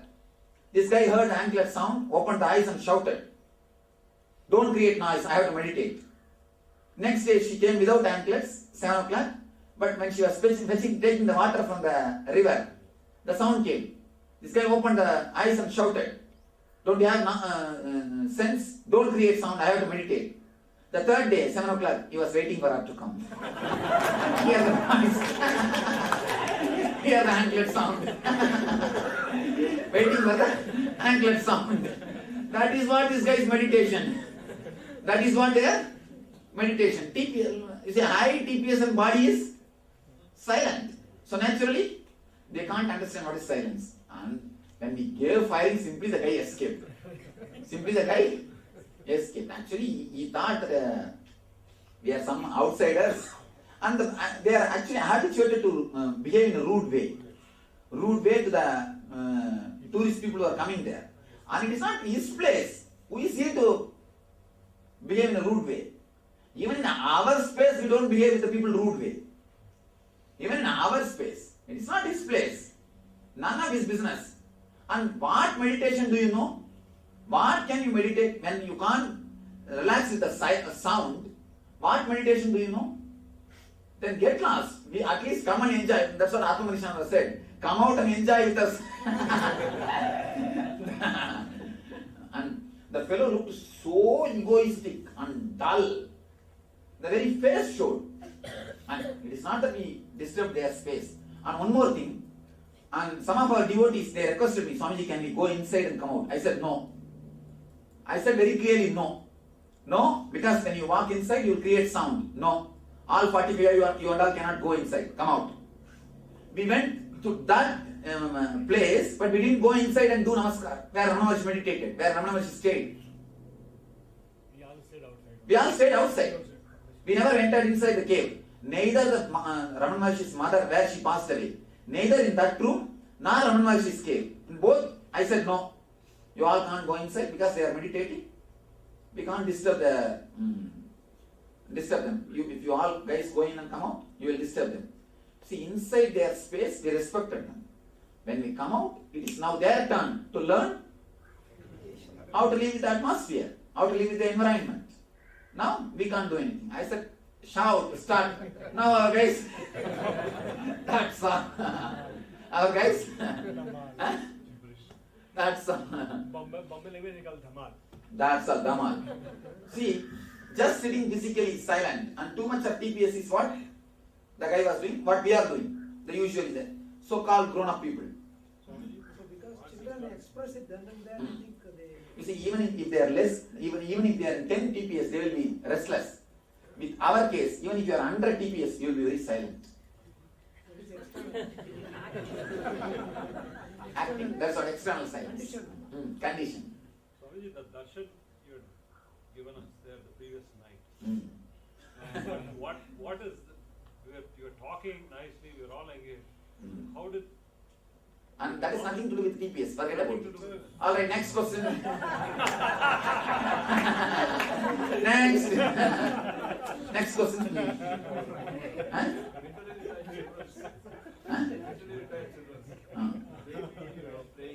Huh? No, even they have too much of TPS.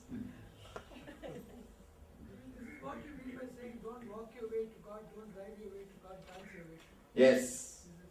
This is what I say. Just jump your way to God. Neither drive nor walk. Not even dance, just jump around. Even the dance word has got some culture in it. And no culture. Just wild. Spontaneous. Spontaneous and wild.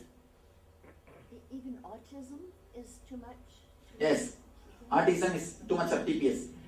One side TPS blocking the other side TPS. TPS is facing each other and hitting each other. Not even a clear TPS. Just too much. Like this. Sometimes you can see 1 feet your leg will go up front and half inch or 2 inch will come back. And especially ladies you can see. Ladies when they walk, they are so conditioned. If they lift 1 feet their leg in front, only 9 inch they will walk, they will finish the walking. That 3 inch will come back. Am I right? If you walk, when you walk, you see. If you are moving your leg 12 inch, 3 inch will come back, and only 9 inch you will move. The conditioning. Next. In the presence of your master, does the TPS come down? Simply it falls. Temperature falls. TPS falls. Because I noticed the thoughts won't be there. That is why you don't feel that so much of time has disappeared. So much of time has gone.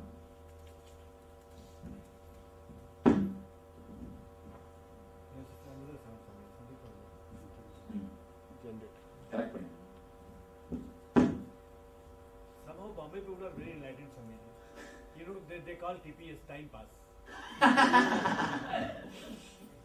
Swamiji, these Annamaya Kosha, the Pranamaya Kosha, are they correlated to the lower level chakras somehow?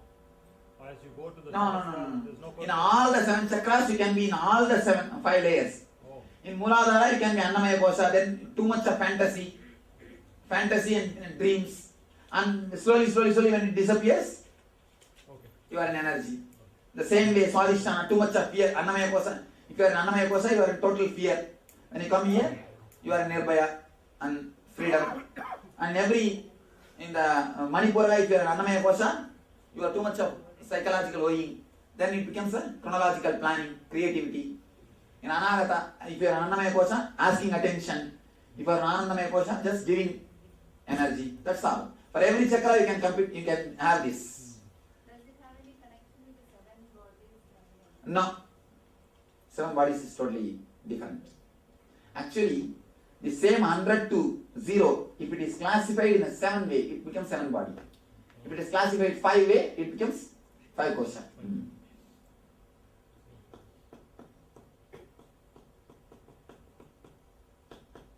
Actually, when we work on 7 body, we were just cleaning, taking out. Now I am penetrating, putting you inside. We are not going to do any cleaning process. We are just going to put you inside. That is why this qualification, Swamiji. NSP. There is a qualification. That's why the NSP is qualification. That's why the NSP is a basic necessity. Because unless you are clean, if you directly put inside, those things will come up. You will become a too nasty person. Often said that this narrator you work with our egos. What exactly does that mean? TPS coming, bringing the TPS down. That's all. This single drawing gives explanation for the whole thing. It can explain all the NSPs. ASP, NSP, healer's initiation, time shaft theory, Atma Spurana, everything is in this single one drawing. But unless you do all those things, you will not understand this drawing. All your body disappears in Pranamaya Kosha. Annamaya body disappears in Pranamaya Kosha. Pranamaya body disappears in Manomaya Kosha. One by one it disappears. Where Anandamaya Kosha disappears into Atman is what is Anandagandha Chakra. Swamiji, going to some of the Shiva temples where there's high energy, feel like you're being sucked into a black hole. Is that Anandagandha? Yes, Anandagandha. Whole thing will be sucked. No, just that feeling. You see, actually, Anandagandha, when you go in, the whole body will have bliss. Have you felt any time the whole body having pain? Early morning when you get up from the bed, you say, Adichu Podava Tunganandramya. As if I have been beaten. The whole body is paining. Just like that, you will see the whole body is in bliss. That's what is Anandagandha. Then you have experienced Anandagandha really. If your whole body is in pain, in bliss, you experience Anandagandha. What does mana and vijnana represent? Mana means the mind. You see, Annamaya Kosha means your physical body. Pranamaya Kosha is all the gas movements inside your body. All gas movements going up or coming down. All gas movements. Through any hole, gas comes out. It's a prana movement. And this manomaya means your inner chattering. Your inner chattering is manomaya. Vijnanamaya is a deep sleep. Anandamaya is any bliss you enjoy. It's Anandamaya.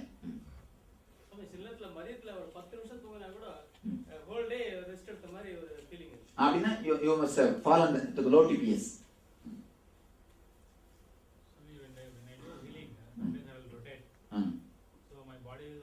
I think you are moving with time shaft. You are literally moving with time shaft. Nothing wrong. Okay. Because you said for leg and all you should make. Okay, now clear?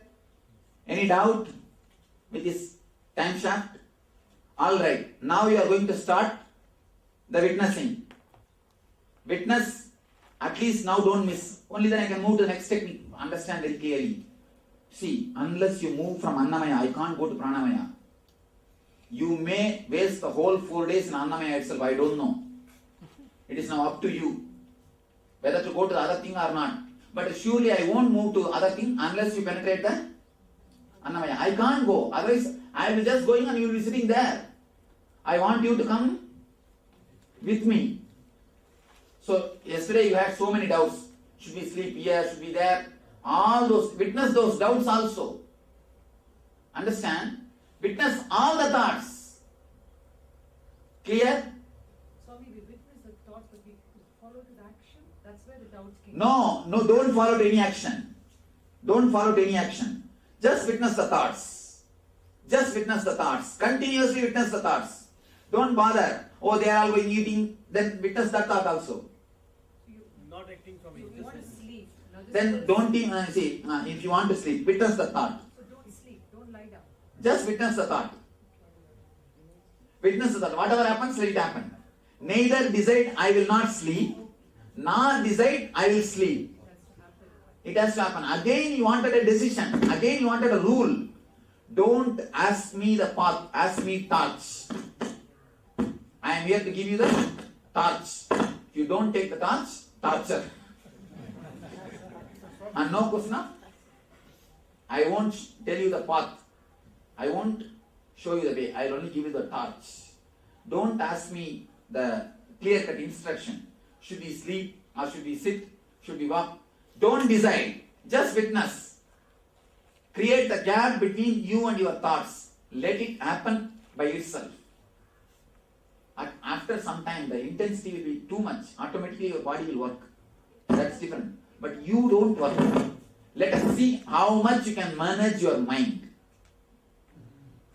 How much you can manage your mind. That's what I want you to know. How much you can manage? 21 kshana or 11 kshana or 8 kshana? Means 21 times again and again if it comes. Again and again you are just witnessing, neither sleeping nor refusing. For example, the thought comes, I should sleep. 21, generally what you do? Immediately you cooperate. You move your body, lie down and cooperate with it. Now don't cooperate with the thought. Let it raise. Next thought. Let it raise. Next thought. Let it raise. Just witness. I should sleep. I should sleep.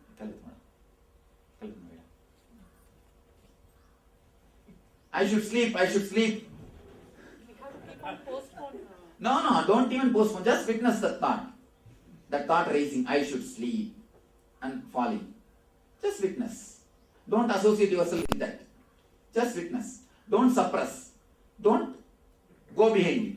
Just witness. See what happens. Let us see what happens. Body automatically fallen asleep for some time. Okay, no problem. Let it. Why do you bother? Witness again. The moment you get up, witness. Oh, I was fallen asleep. Witness. Your mind will tell, it is wrong. Witness.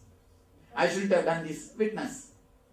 Witness all the guilt, all the thoughts, all the disturbances, all the problems. Because you are already burnt everything in the NSP. Now you have no right to have them all as your possession. You have given everything to me. If you have given your pen or a paper or your diamond ring to me, how can you possess that anymore? So you have given already all your guilt to me. How can you now have it anymore? How can you have it anymore? Then it is my property. How can you have?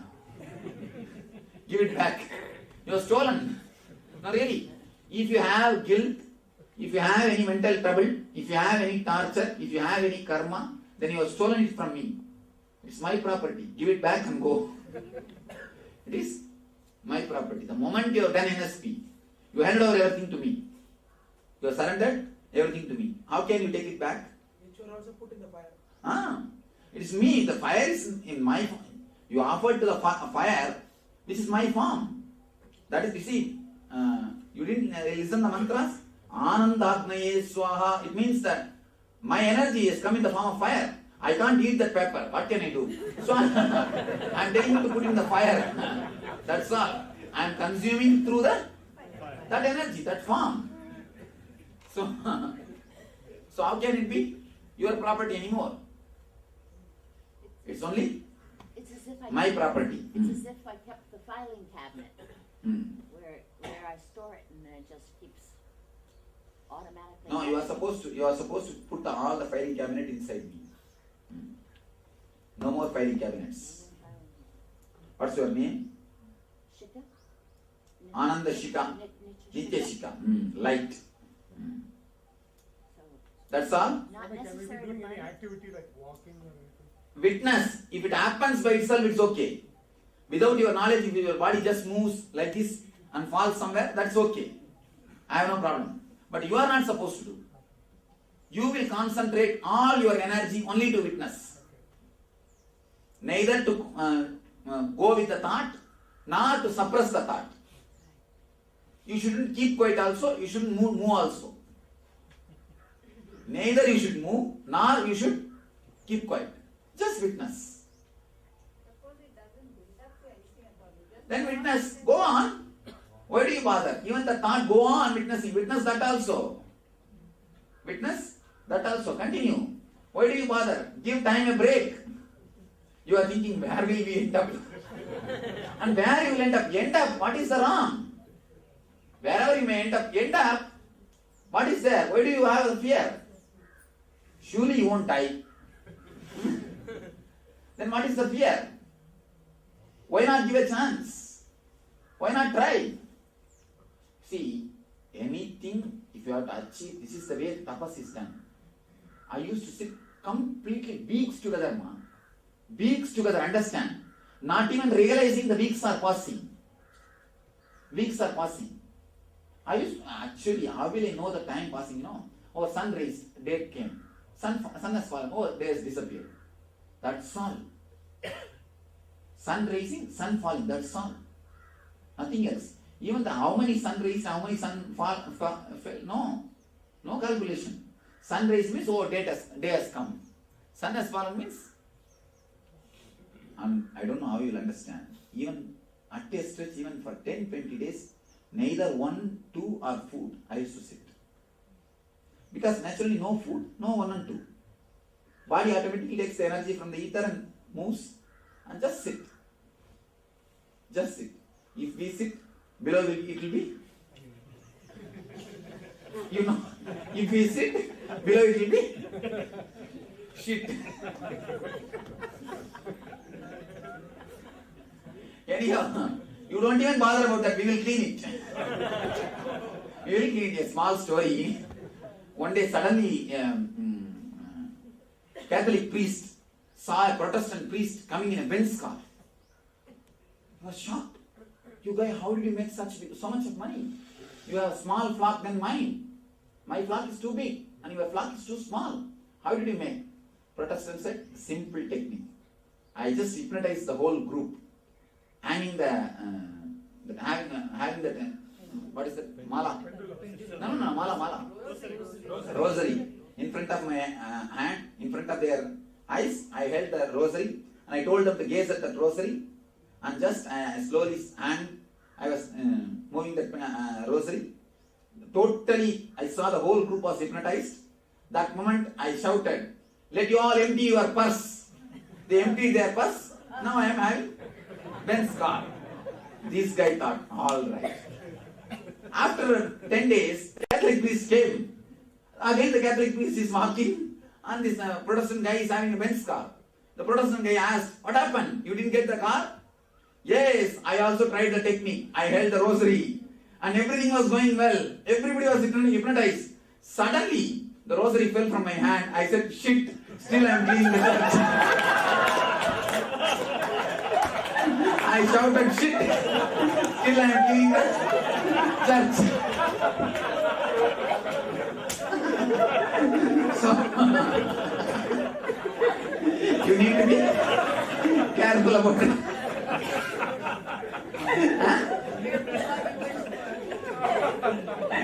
You must be careful about what you wish for.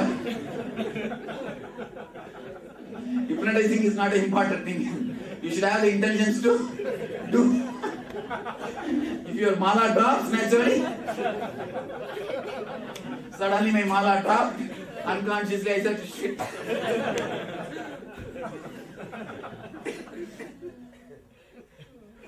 Quick. If you feel like going 1 or 2, just witness. Let the thought rise and fall. Witness. You will see miracles will be happening in you. You don't know. Just witness. When it becomes too much, automatically body will move. Let it move. You just witness. You just witness. Okay? You're okay, Nithyananda? Energy darshan time, some people wanted to go out. Then if you go out, you cannot come in. Then they didn't have to go out.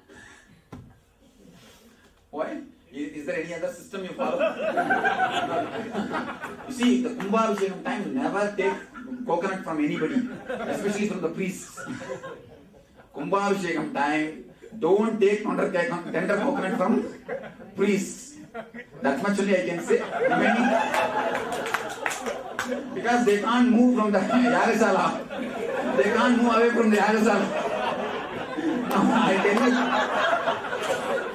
No, it's really happened in one place. They can't move from the Yagasala. They can't go out of Yagasala. So, never take coconut from.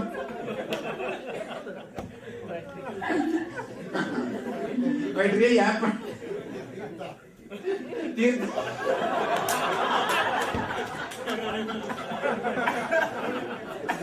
That I do not know, but tender coconut.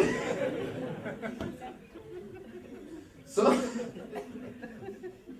be very clear about it. All right. Any other question in this subject?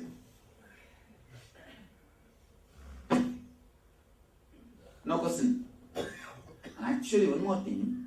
When this movement, if you understand this as a needle, when this movement reduces, the point simply starts falling, tuck, tuck, tuck, tuck, tuck.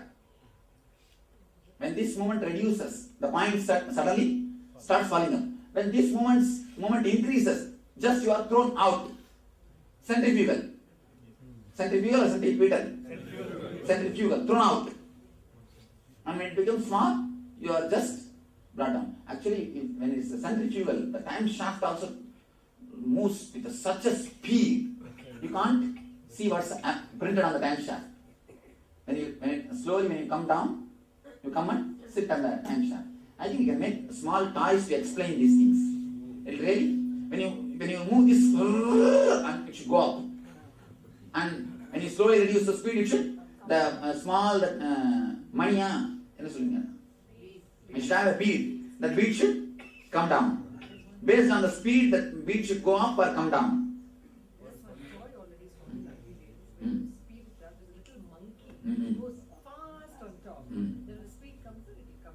Okay, the monkey will keep it as a mind, and you can have the thought toy.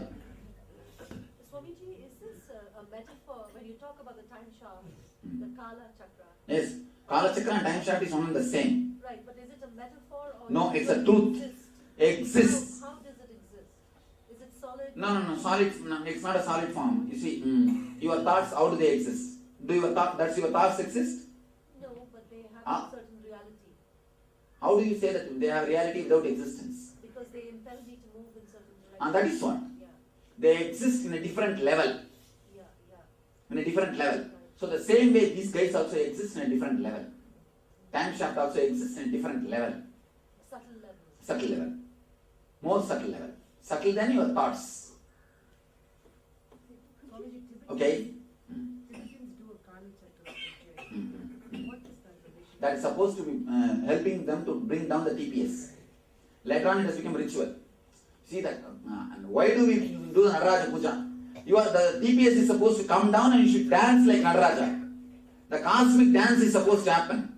But go and see the people who do Nataraja Puja, so morose, so idiotic, and so you can't see any joy, any ecstasy in them, just nothing but ego.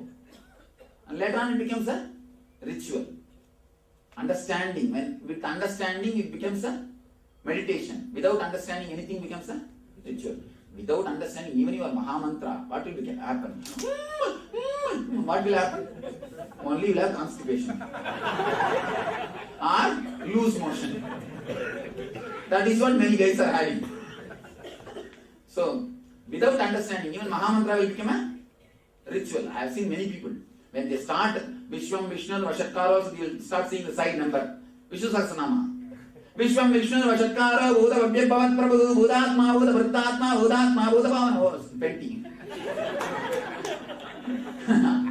You see, the Sahasranama is supposed to be with so much of joy. See, our guys listening to the same Nityam Madhuram 10 times. I have seen the same Nityam Madhuram song, our song, 10 times they are listening. Till then, even then, not bored. Continuously listening, like addiction is going on. Actually, Sahasranam is supposed to be chanted with some such addiction. So much of addiction, with so much of love, you are supposed to chant the Sahasranama. What we do now? Srimada Sri Maharani Srimad Simhasaneshwari Chitak Vikunda Sambodha Devagarya Samagyada Utyat Bhan Sahasrava Gaudi Bhan Samanvita. By the time, 2 times you will see the side number. Oh, 20 over, 30 over. And sometimes we skip also 1 page and we no, don't bother. One side the guilt is there, I think 1 page we skip. It's okay. The other side, we move. How many of you have the regular habit of reading Sahasranama? Am I right? You continuously see the side number. You don't see. The last portion is always with more enthusiasm. Because it is ending. Like a roller coaster, you see. When the roller coaster ends, people shout and enjoy. Not because roller coaster is joyful, it is ended.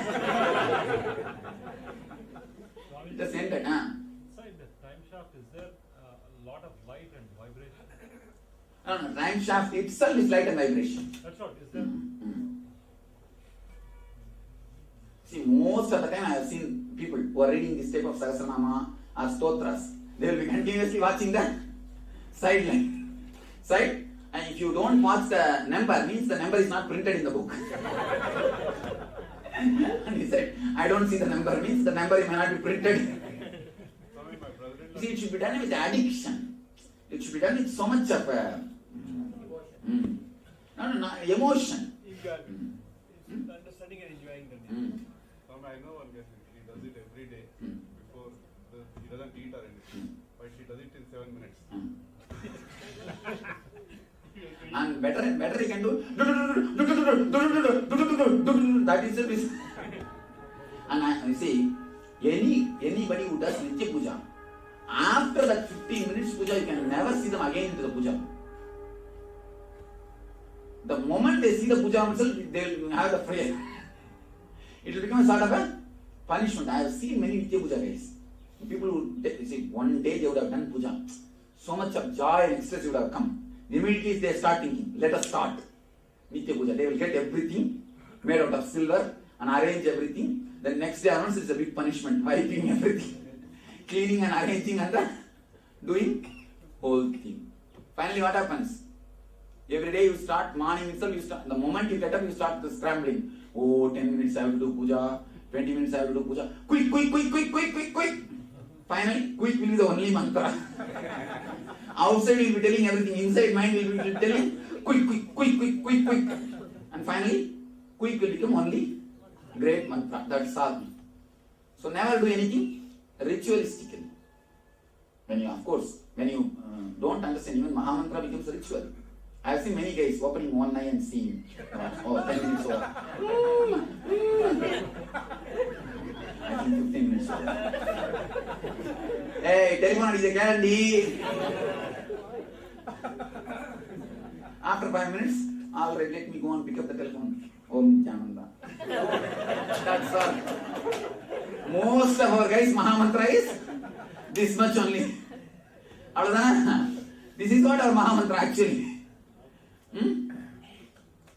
Most of our guys like that only. So Swami, does it mean it's a wrong technique for that person? No. What is it? No interest. Enough of inspiration is not there.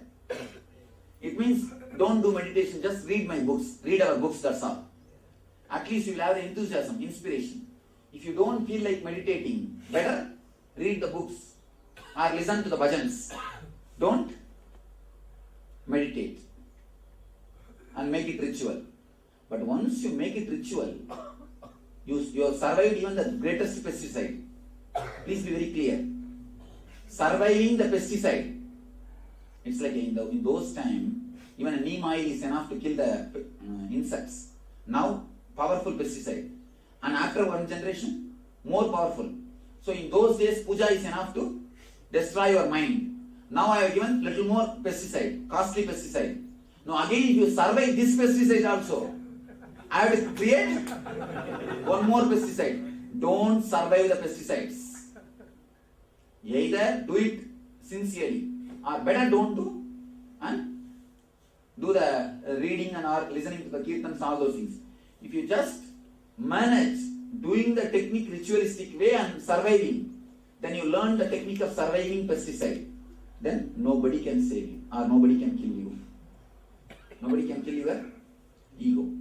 Nobody can touch your mind. So please be very clear, don't survive the pesticide. During that time, you can visualize. Yes, whatever you feel like. Do anything else. Listen to kirtan or read some books. No, during the Mahamantra time. No, Mahamantra time you are not supposed to visualize. No mixing techniques. Either don't do or do it completely. But what is our... Again do more humming. Put more effort on humming. That's all. Only watch Okay. Watch the Yes. Now? You said that in the chakras and in the bodies of the chakras, in the bodies, the chakras are in each body as they go out. So can you say again how you connect these 5? Don't bother now. It's too complicated question. Relax. Because there is no need to, you see, In each chakra, all the 5 levels can be you can have. Yes. In the case of thought, the movement is between fast and slow. Gives the high TPS. There's another kind of movement that is between low TPS to high TPS. Again, that's what. This movement and this movement is one and the same. If this movement increases, this movement increases. If this movement increases, this movement increases. Both are closely related. 100 TPS means naturally you will be here. You cannot be here. And the length of swinging speed and the distance between the time shaft is directly proportional. It's directly proportional.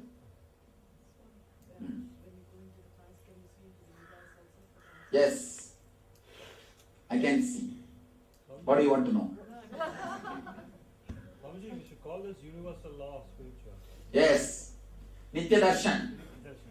Is law a word in English? No, Nitya Darshan. There is no law actually, only an experience. Law is only in the states. Okay, now start witnessing the body, mind and the being. Final question, last question. Do you see this Kala Chakra even today also? Even now. Alright. Now it is time for you to witness the body, mind and being. Don't even think if your mind says, let me close my eyes and witness. Again witness that thought. Don't cooperate with any thought. Just to strike. Just shout. TPS down, down, TPS down, down. That nothing else. Simply do bunt against the TPS. Only one thing. TPS down, down. TPS down, down. Don't start shouting inside. Again TPS will go up. Just witness. Start. Thank you. Witness the thought. I'm clapping.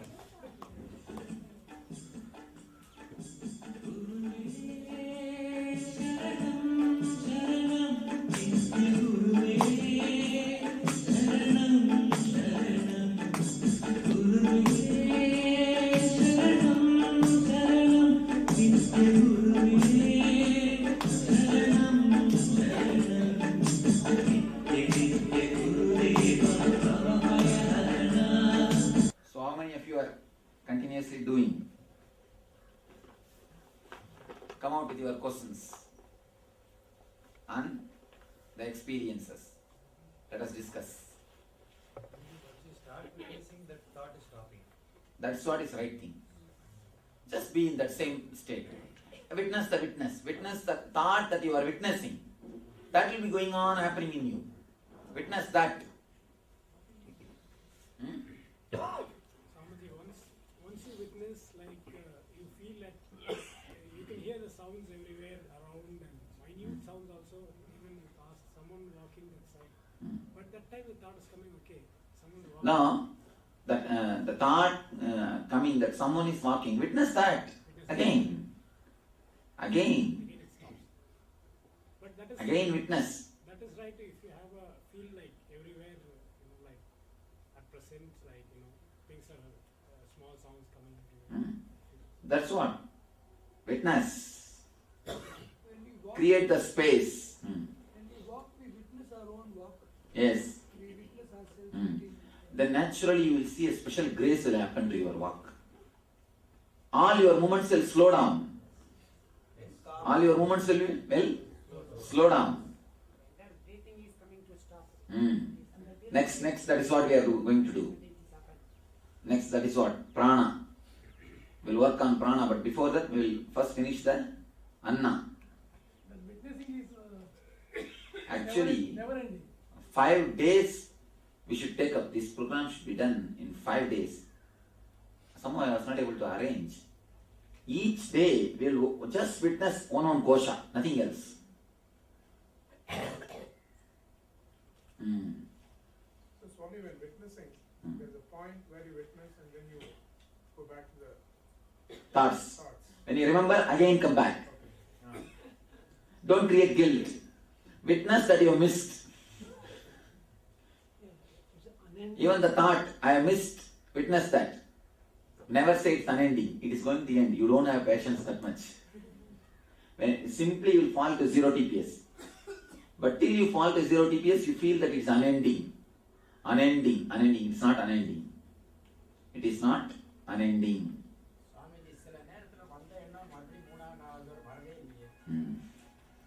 That's usual. I was witnessing all the thoughts. But then one moment my body became totally inactive. After a few minutes I felt something unconscious. So the jerk came. After that my body totally stood up automatically. Okay. மைண்டை watch பண்ண ஆரம்பிச்சதுனால outer world பாடி ரெண்டுமே disconnect ஆன மாதிரி வருது. That's good. Then? When we stopped responding to the present thought action, I could see the oscillation of thought from past and the future. Time shaft. The oscillation. The oscillation was less, and I couldn't. Because it was less, you are able to see. If it is too much, you can't even see. And then next.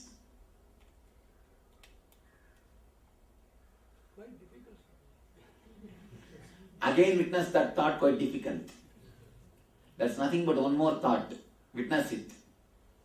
That's nothing but one more thought. Witness it. Swamiji, when we do this, when we do witnessing, we are literally going from the relative self to the big I, isn't it? So, in that sense, is that why witnessing is so important? Why do you ask why important all this nonsense? Just witness. Even if you understand the word, it is very important. You will be using only the word important inside you. Drop all those words. Just witness. When Master says, that's enough. There is no need that it should be important. Even if it is not important, when he says, we are ready to do. Just go. Otherwise you will carry more and more words. That is why I call this program as intensive. It's really intense. It looks very simple. Only when you do it, it's intense, not difficult. Intense. But you guys are never for intensity. You never did anything intensive. You never did anything intense in your life. All your spirituality is just drama. If I build a Sani Mahatma temple here, how much a crowd will be here? I'll have big crowd. If I have Anjaneya temple or Sani Mahatma temple, only Sanis will come and Anjaneyas will come. That fellows also will be in that standard only. The fellows who come there also will be only that standard. We are never intense in anything. We are never intense. We are always either attention or totally relaxed. Totally, not even relaxed. You never relax totally. You are always attention, that's all. Never intention. Or casual. No. All your casual also is casualty only. Never casual. It is never casual. Even casually you can become enlightened. Without even knowing that you become enlightened, you can become enlightened. There's a thing in Zen. Without even you knowing, you can become enlightened. That's different. You never even enter into that casual space. You are always in the tension. That's what under TPS. You are always continuously in the under TPS. Any other question? Referring to the diagram, Swamiji, is there any possibility that at a much higher speed will it touch the time shaft? No. Never. You are only thrown out of the time shaft. You are only thrown out of the time shaft. When you come to 0, you are at peace. When it is 100, you are peace. That's either peace or peace. No other way. You can't say that by becoming too much of TPS I can touch the time shaft. No. It's actually this way, circle below, not circle above. Swamiji, anything exists beyond the time shaft? There is nothing exists beyond time shaft. What exists beyond time shaft is what we call Atman or self. So there is nothing beyond time shaft.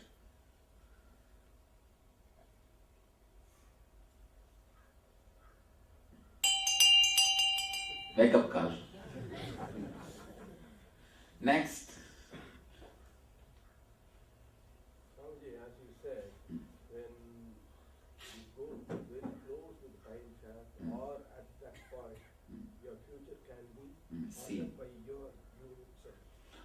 Yes. Your future can be seen or altered by you. Okay, in that case, in this calamity, you mean that nobody was there? Yes. Sure. What about the children? So many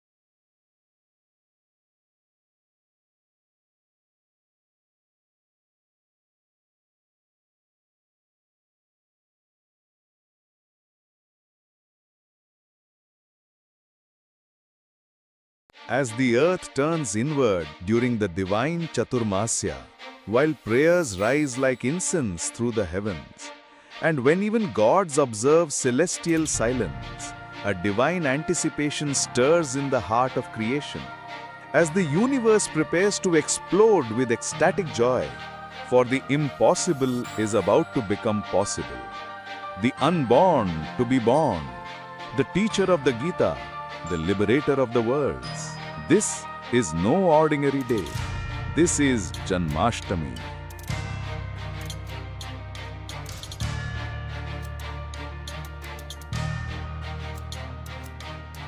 Love, sacrifice, ferociousness, knowledge, power, all these are separate words in lower middle class level.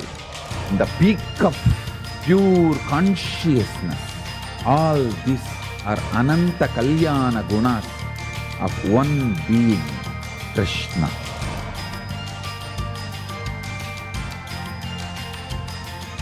If you want to know the meaning of what is life, what is goal, what is good, what is bad, Gita is the dictionary. If you want to read Gita, Krishna is the dictionary. Krishna, the most powerful, the greatest embodiment of the cosmos, the ultimate eternal divine, who constantly makes himself available to humanity. His very existence is a cosmic dance of bliss, a never-ending romance with existence itself. It is with open arms and overflowing hearts that we invite you to be part of this cosmic celebration with the SPH and KAILASA. Established since 2002 in the United States of America, the United Ancient Nations is an intergovernmental organization currently made up of 160+ members and indigenous nations. The UAN and its work are guided by the purposes and principles contained in its founding charter. The UAN is a manifestation of the profound connection amongst indigenous peoples across the world, including African, Andean, American, European, Caribbean, Oceanic, and Asian regions, rooted in shared wisdom, sustainable practices, and deep reverence for the earth. The United Ancient Nations serves as an international cultural and diplomatic. Yes, all of you relax now. Now, we'll be entering into a special and unique revelation by Swamiji on the collective consciousness. Collective consciousness, Swamiji says that where you feel that you're not, where you've experienced that you're not an island as you think. You are part of that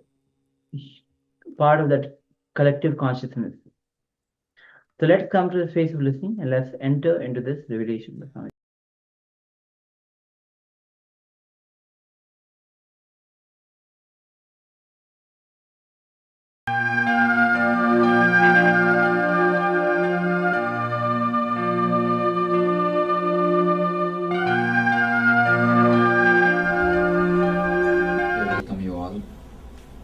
With my love and respects.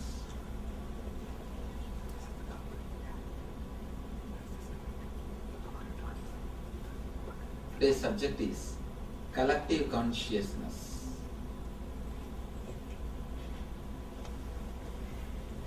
To tell you honestly, I was always afraid of speaking on this subject because it is too much truth. Man as such can't bear too much of truth. If you give 30 to 40% of truth, he feels okay. More than that, the truth starts transforming him. He gets a little frightened. He feels the ground on which he is standing is just slowly moving away. I tell you honestly, we really don't want truth. If honest truth is given to us, there will be nobody here except empty chairs. The moment honest truths are given, people get frightened. Usually people get frightened. One of the Western philosophers, he writes beautifully that one of his important books title is, please don't take away the lies, let man live on them, live with them. It is too much to take away all the lies, because lies are the base on which we are living and lying.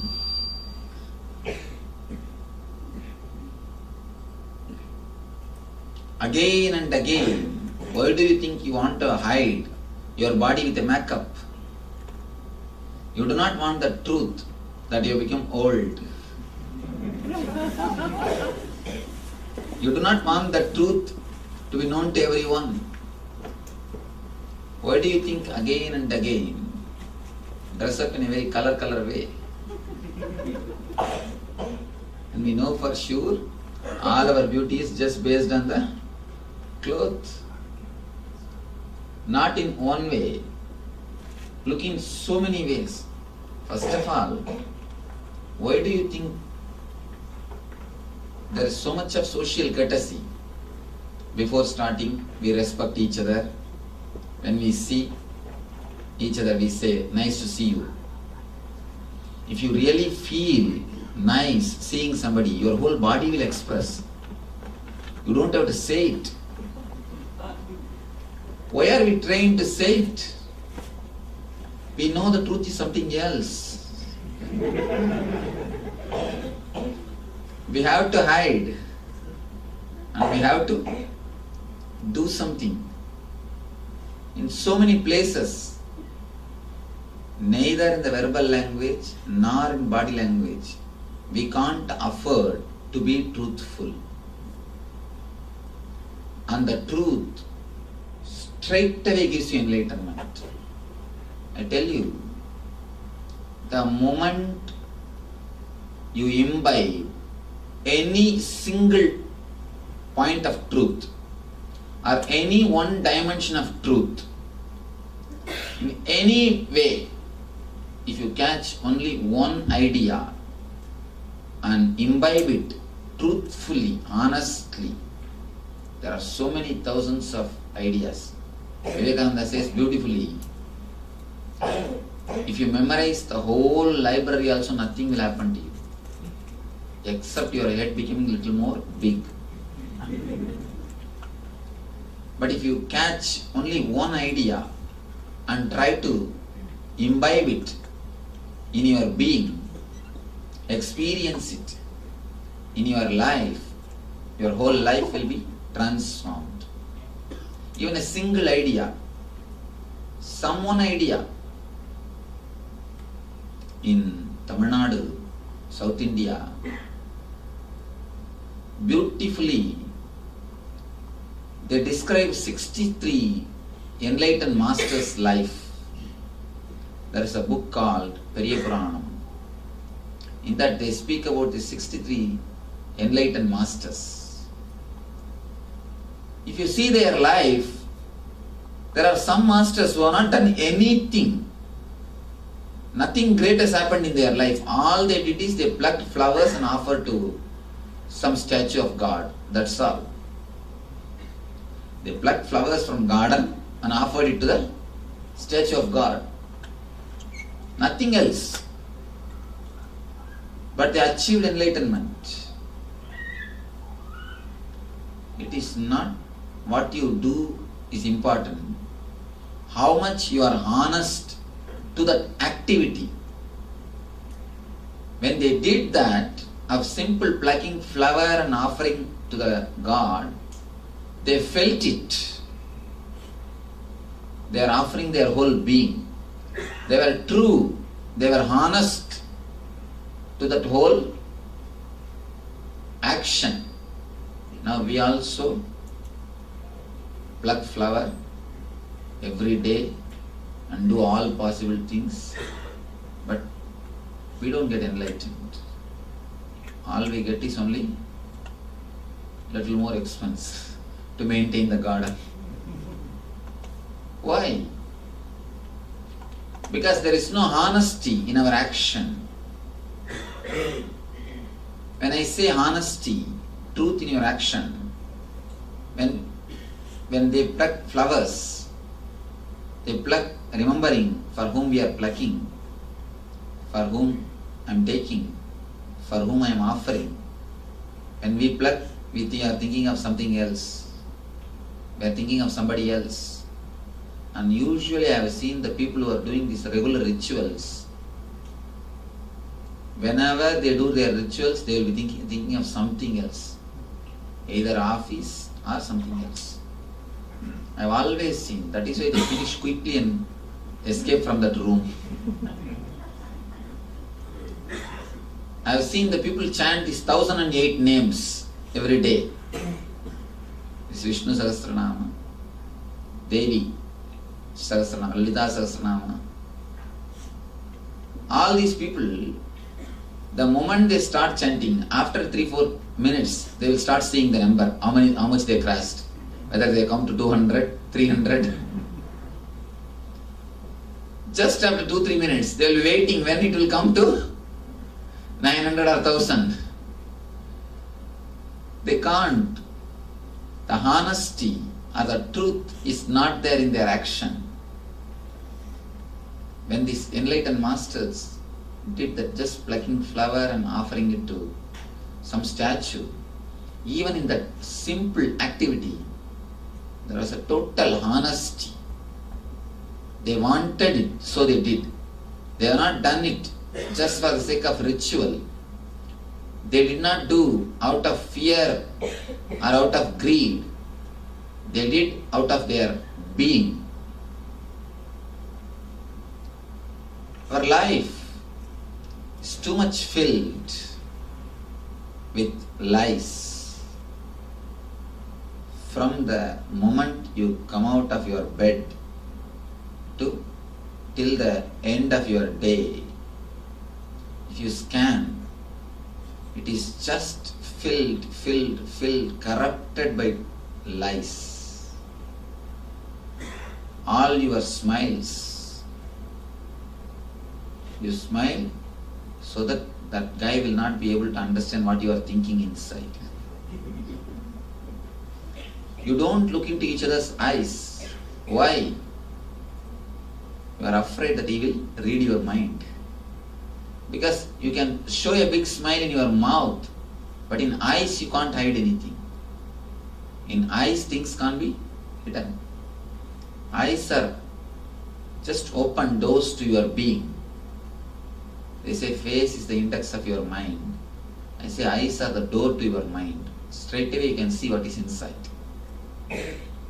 Straight away you can see what is inside. That is why neither you look into some other's eyes. When somebody looks into your eyes, you put your head down. You don't look into their eyes. You don't look.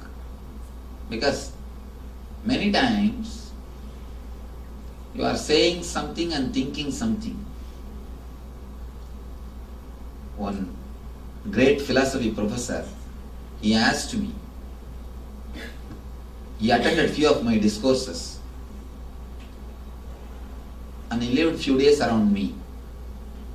Then he asked me, Swamiji, to give 15 minutes of discourse, I have to prepare at least 1 hour to conduct my regular classes, which I am teaching. Same thing I am teaching every year, every batch of students.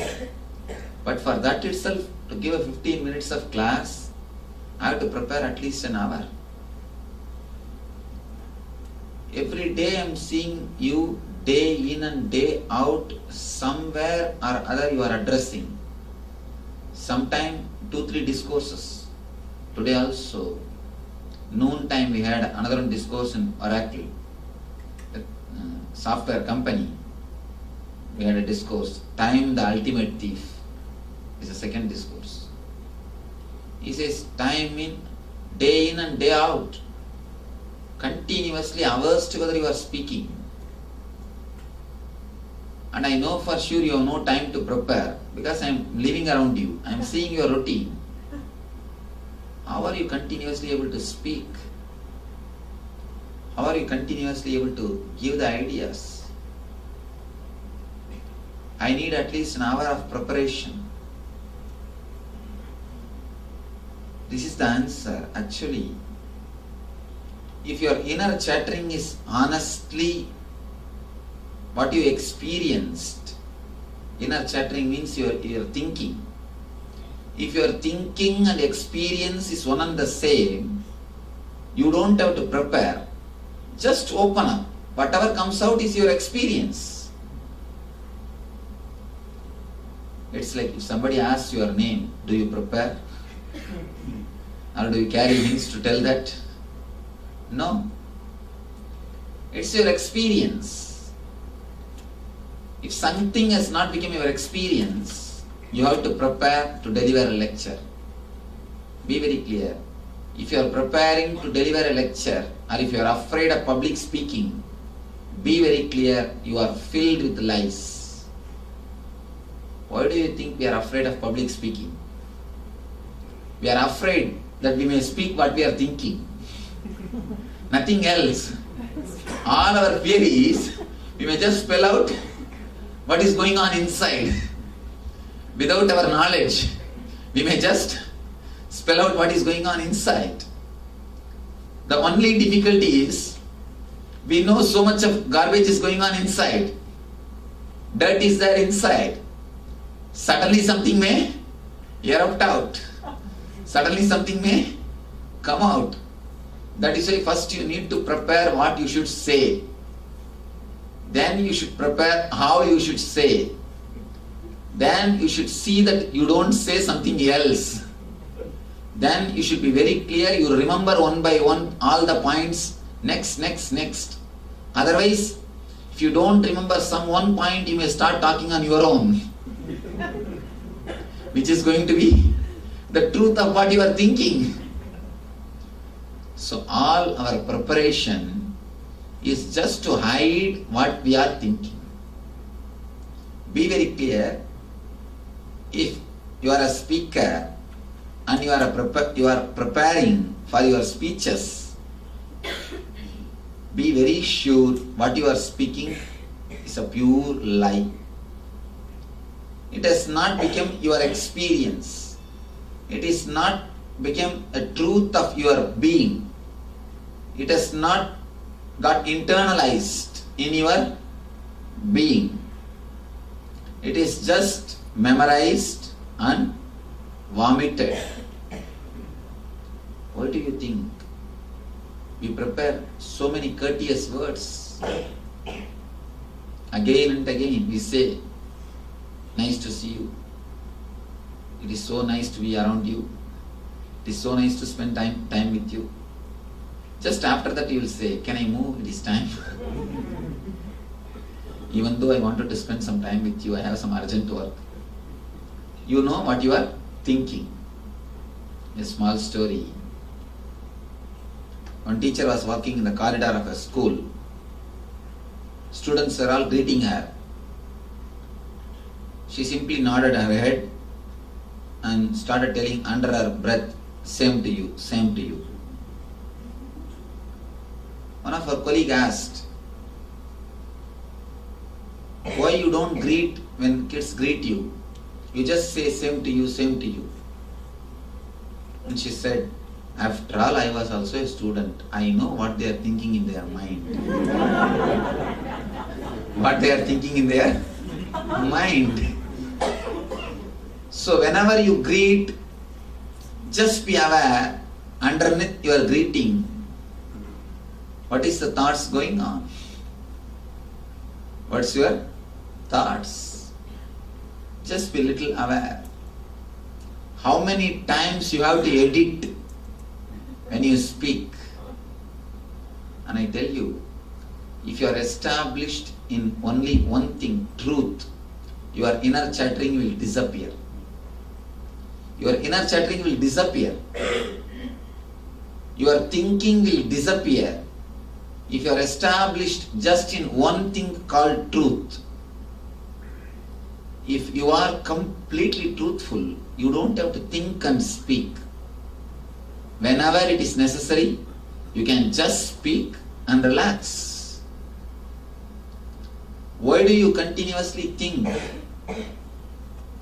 Not only for lectures or discourses or public speech, even when you go to meet your friend, in the car you will be sitting and thinking. Even when you go to meet your friend, what do? In the car itself you do the rehearsal of the whole show. Now you know what to start, how to start, what to speak. If she asks this question, what to answer.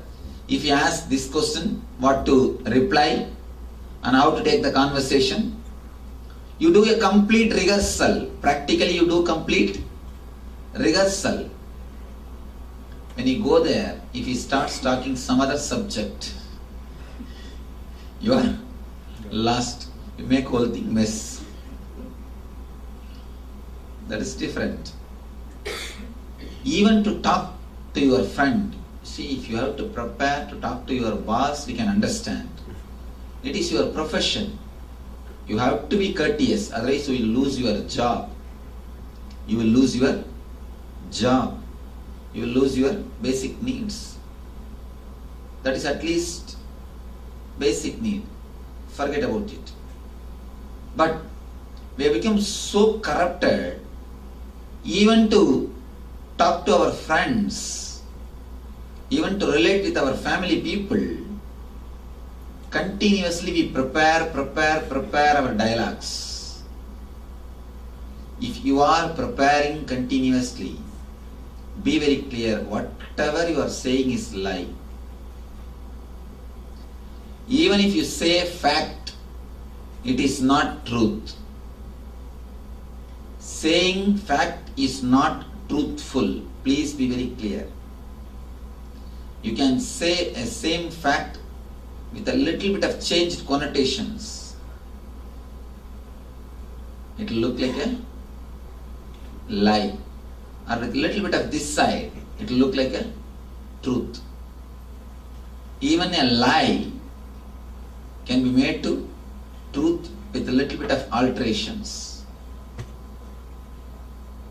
In Mahabharata, there is a beautiful story. Son of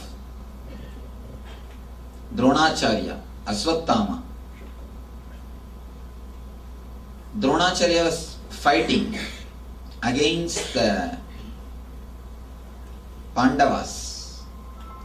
Krishna wants to do something to depress Dronacharya, because Dronacharya cannot be killed unless he is mentally depressed or disturbed. This guy wanted to depress Dronacharya. There is no technique, because Dronacharya will get depressed only if the son of Dronacharya dies, because his whole energy is centered on his son. He is not attached to anybody else, anything else, only he is attached to his son, Ashwathama. So, Krishna wants that somebody should give information to Dronacharya that his son is dead. And he knows if anybody or everybody says, Drona will not believe. So he is finding some right person. Who is the right person? Drona will believe.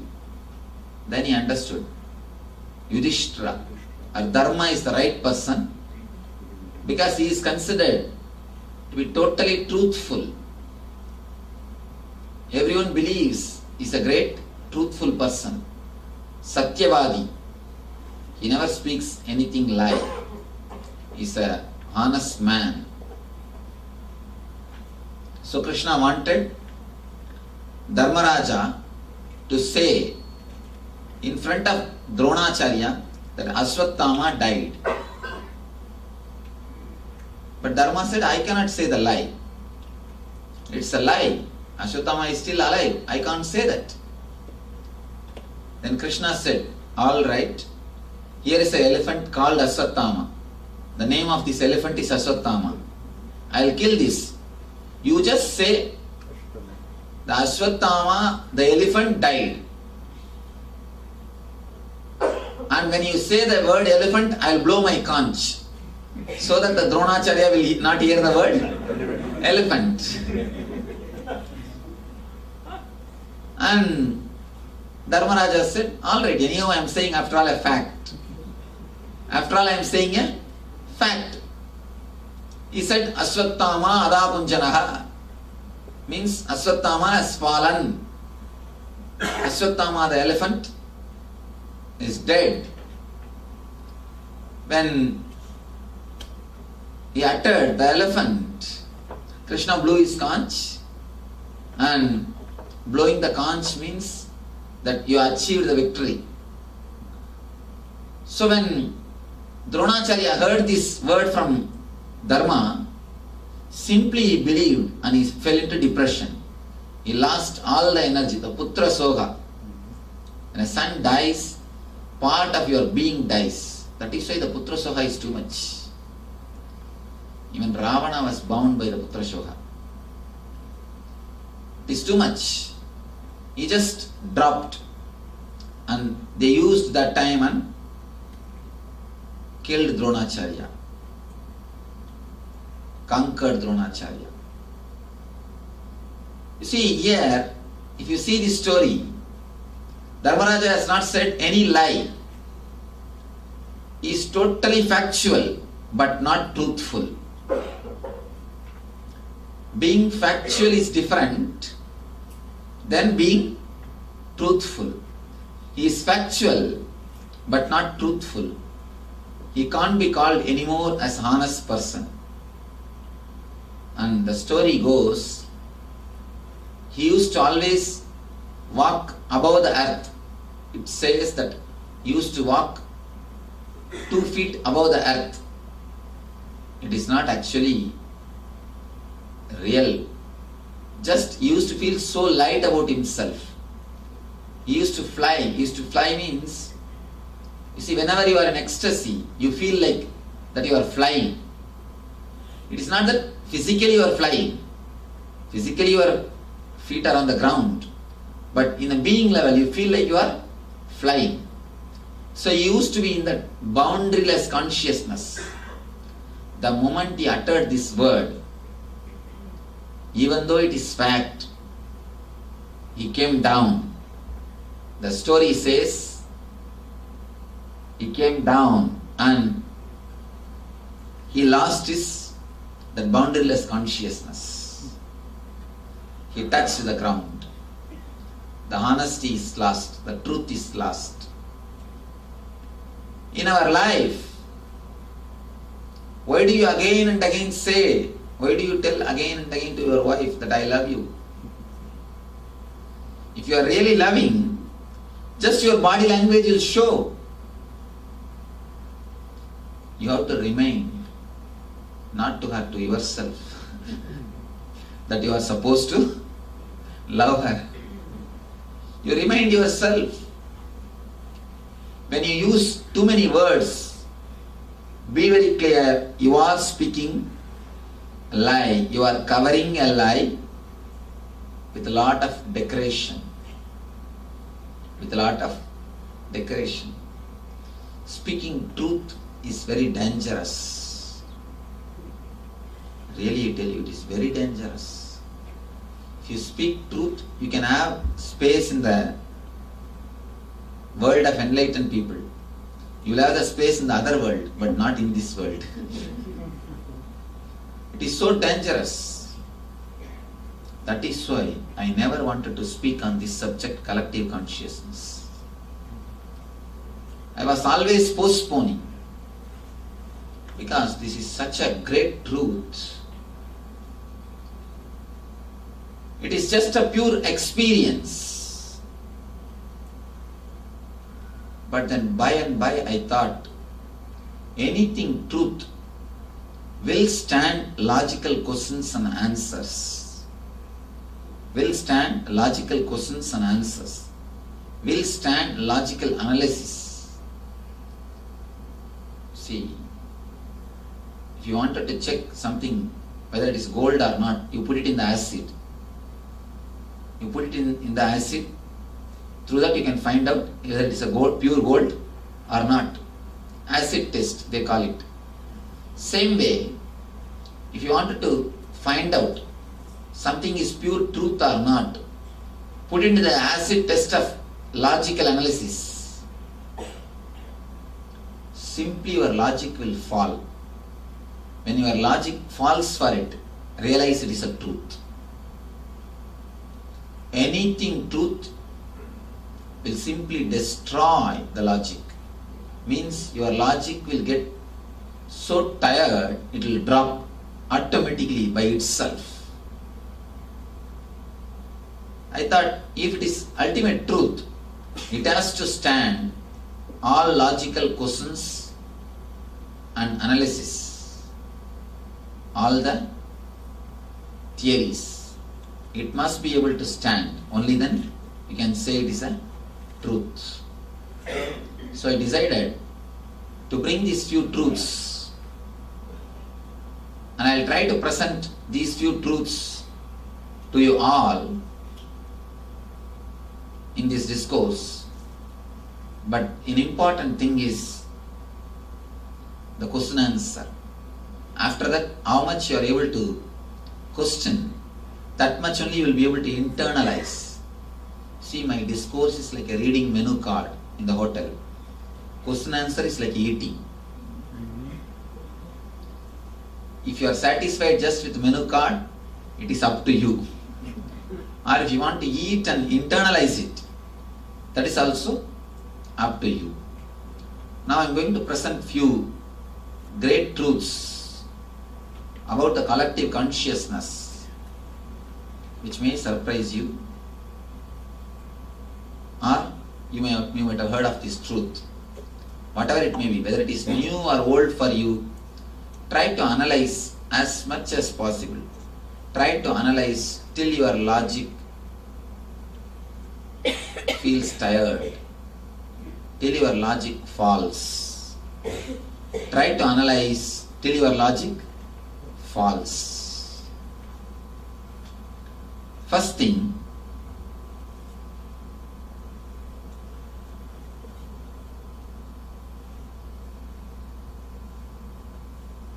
all your minds are not individual, separate pieces of the universe. It is all one and the same. All your minds are interlinked. Not only interlinked, directly affects each other. That is what we call collective consciousness. It straight away affects each other. Your thoughts are just as infectious as your cold. Your cold. People may escape from your cold. It is not so infectious, but your thoughts are much more infectious than cold. If you catch cold from somebody, you may suffer only few days, that also physically. But when you catch thoughts from people, not only you suffer mentally, you suffer forever.